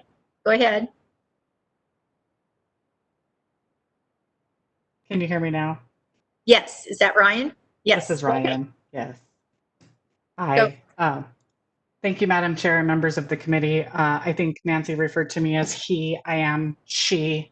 Oh, sorry. So just so you're aware, no, it happens to me all the time. I apologize. No problem. It happens to me all the time being female and named Ryan.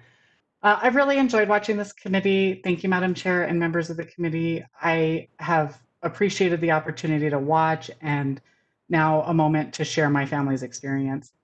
My name is Ryan Baca, and while I serve on the board of Adelante, I'm actually here today to talk to you about my uncle, Stephen Jackson. And as earlier today, the Jackson lawsuit was mentioned, it seems like you're all familiar with my maiden name. I not only have 2 family members with developmental disabilities, but my family has been involved in advocacy for literally as long as I can remember. And before the pandemic, my grandfather regularly visited Uncle Steve in his home, making the almost 45-minute drive daily. And when the decisions were made to limit visitations, it was really hard on both Steve and my grandfather. he and my aunt would continue to make that trip, just desperate to see Steve. And they often forgot the restrictions because of some of their own limitations. Because of that, technology resources like Zoom or other things did not work in our particular situation. And so unfortunately, the staff found themselves explaining and explaining and explaining again the restrictions. But the staff was incredibly patient. They explained the rules numerous times, but more importantly, they recognized a need of a father and a son. The Adelante staff got creative and they found some really cool ways for my grandfather and my aunt to visit through the window, over the phone, waving from a safe distance, dancing, silly hats, and still all the while creating a really meaningful connection. This has been really hard for sure. It's been hard on all of us, but it's been uniquely so for the people that you all have been talking about all day. And the decision making in all of these instances is so difficult. I recognize that. The risks and the concerns that were brought up today by panelists are absolutely real. But I also want to share with you that when several articles appeared in the paper recently, I asked my grandfather his perspective. And he was absolutely adamant. He did not want people in Steve's home if it wasn't absolutely necessary. You know, each of us have probably set boundaries for ourselves and our families about who's allowed inside of our own homes. And unfortunately, the direct support staff are the ones who take the brunt of the criticism for all of the COVID safe practices. And they have little or no control over making these broad decisions. All of the COVID safe practice decisions have been made by the governor and the Department of Health. And in my opinion, they were absolutely appropriate.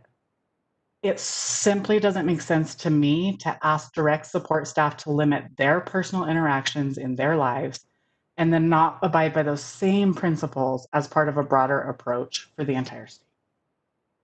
The safety and wellness of our loved ones, as well as those who are providing that direct support every single day, should be our guiding principle. I just wanted you to hear from the depths of my heart how grateful I am to Adelante and their staff for the hard work during this pandemic, the personal sacrifices that they continue to make to keep my Uncle Steve safe, and for abiding by all of the COVID safe practices. Thank you, and I appreciate your time.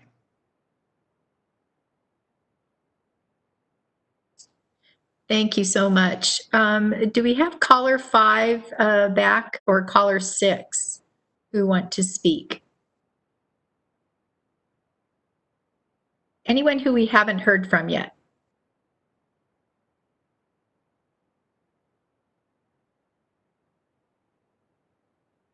Okay, I think we might have missed the opportunity of a couple people, but I apologize.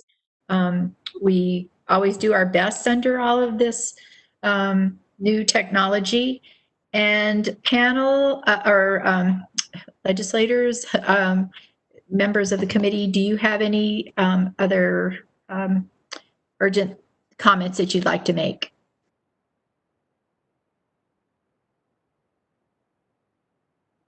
Okay, seeing none, hearing none.